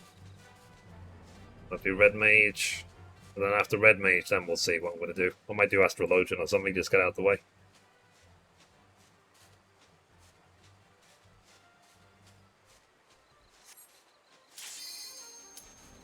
Okay.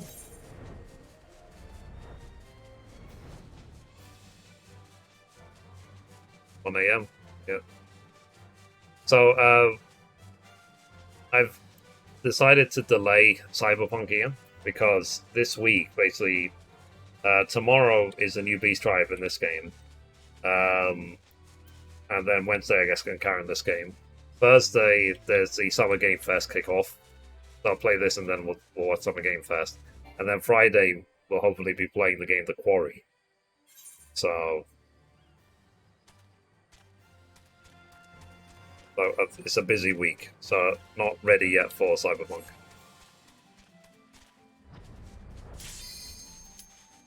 But I did some updates to the website this weekend, where I added all the Beast Tribe guides to the website, and then I also did just various updates for the website as well. Ooh. Hello.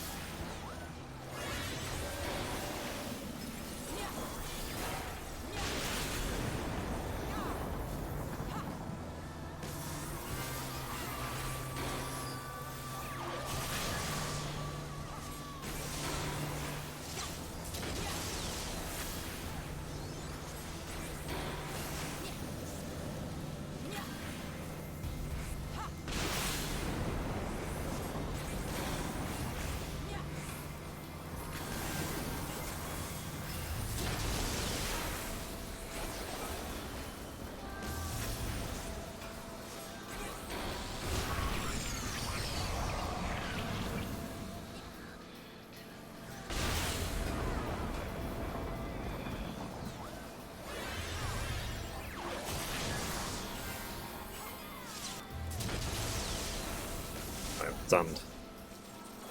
20 seconds.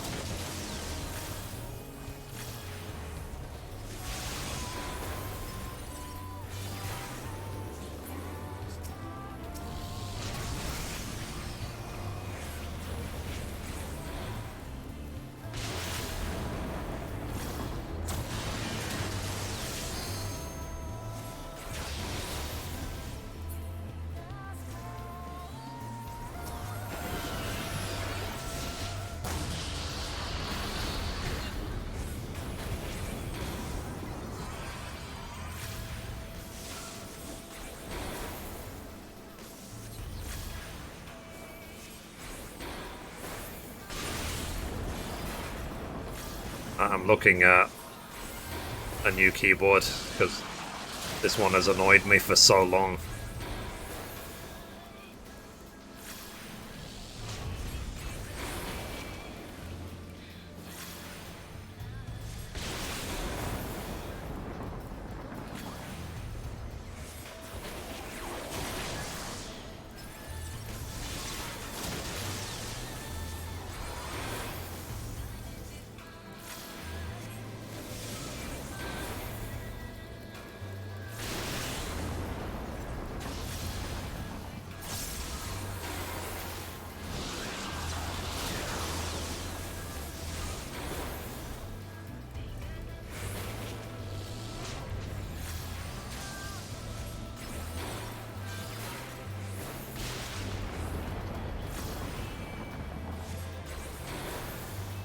Welcome back.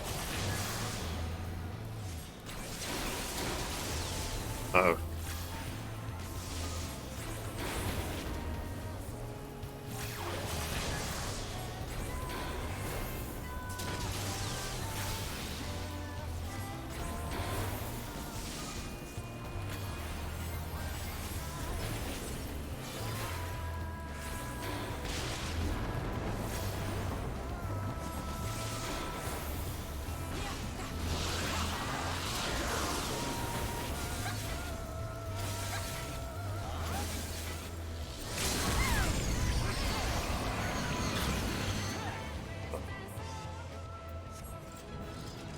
job, team.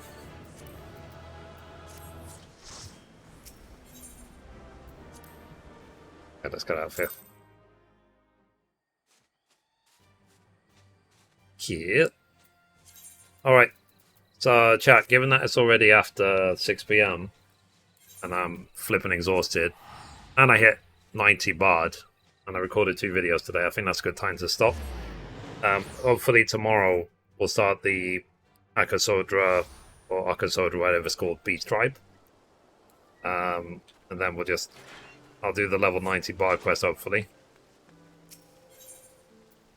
And just go from there. And then the plan for the rest of the week, like I said, Thursday, hopefully watch the Game Awards. Friday, maybe the Quarry. If I take any day off, it might be Wednesday, because instead of Friday. But we'll see. Depends how I feel each day when I wake up. So just keep an eye on my my Twitter. But yeah, so at least we hit 90 bard. That's done now.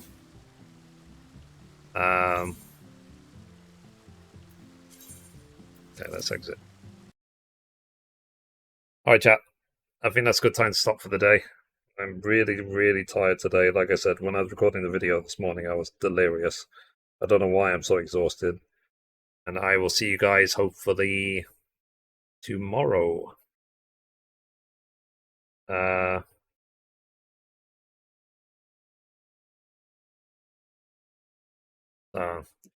Start chasing the new story over the weekends. Yeah, I'm still updating the website over the weekend. So, like, this weekend. I added the Beast Tribe quest to my website.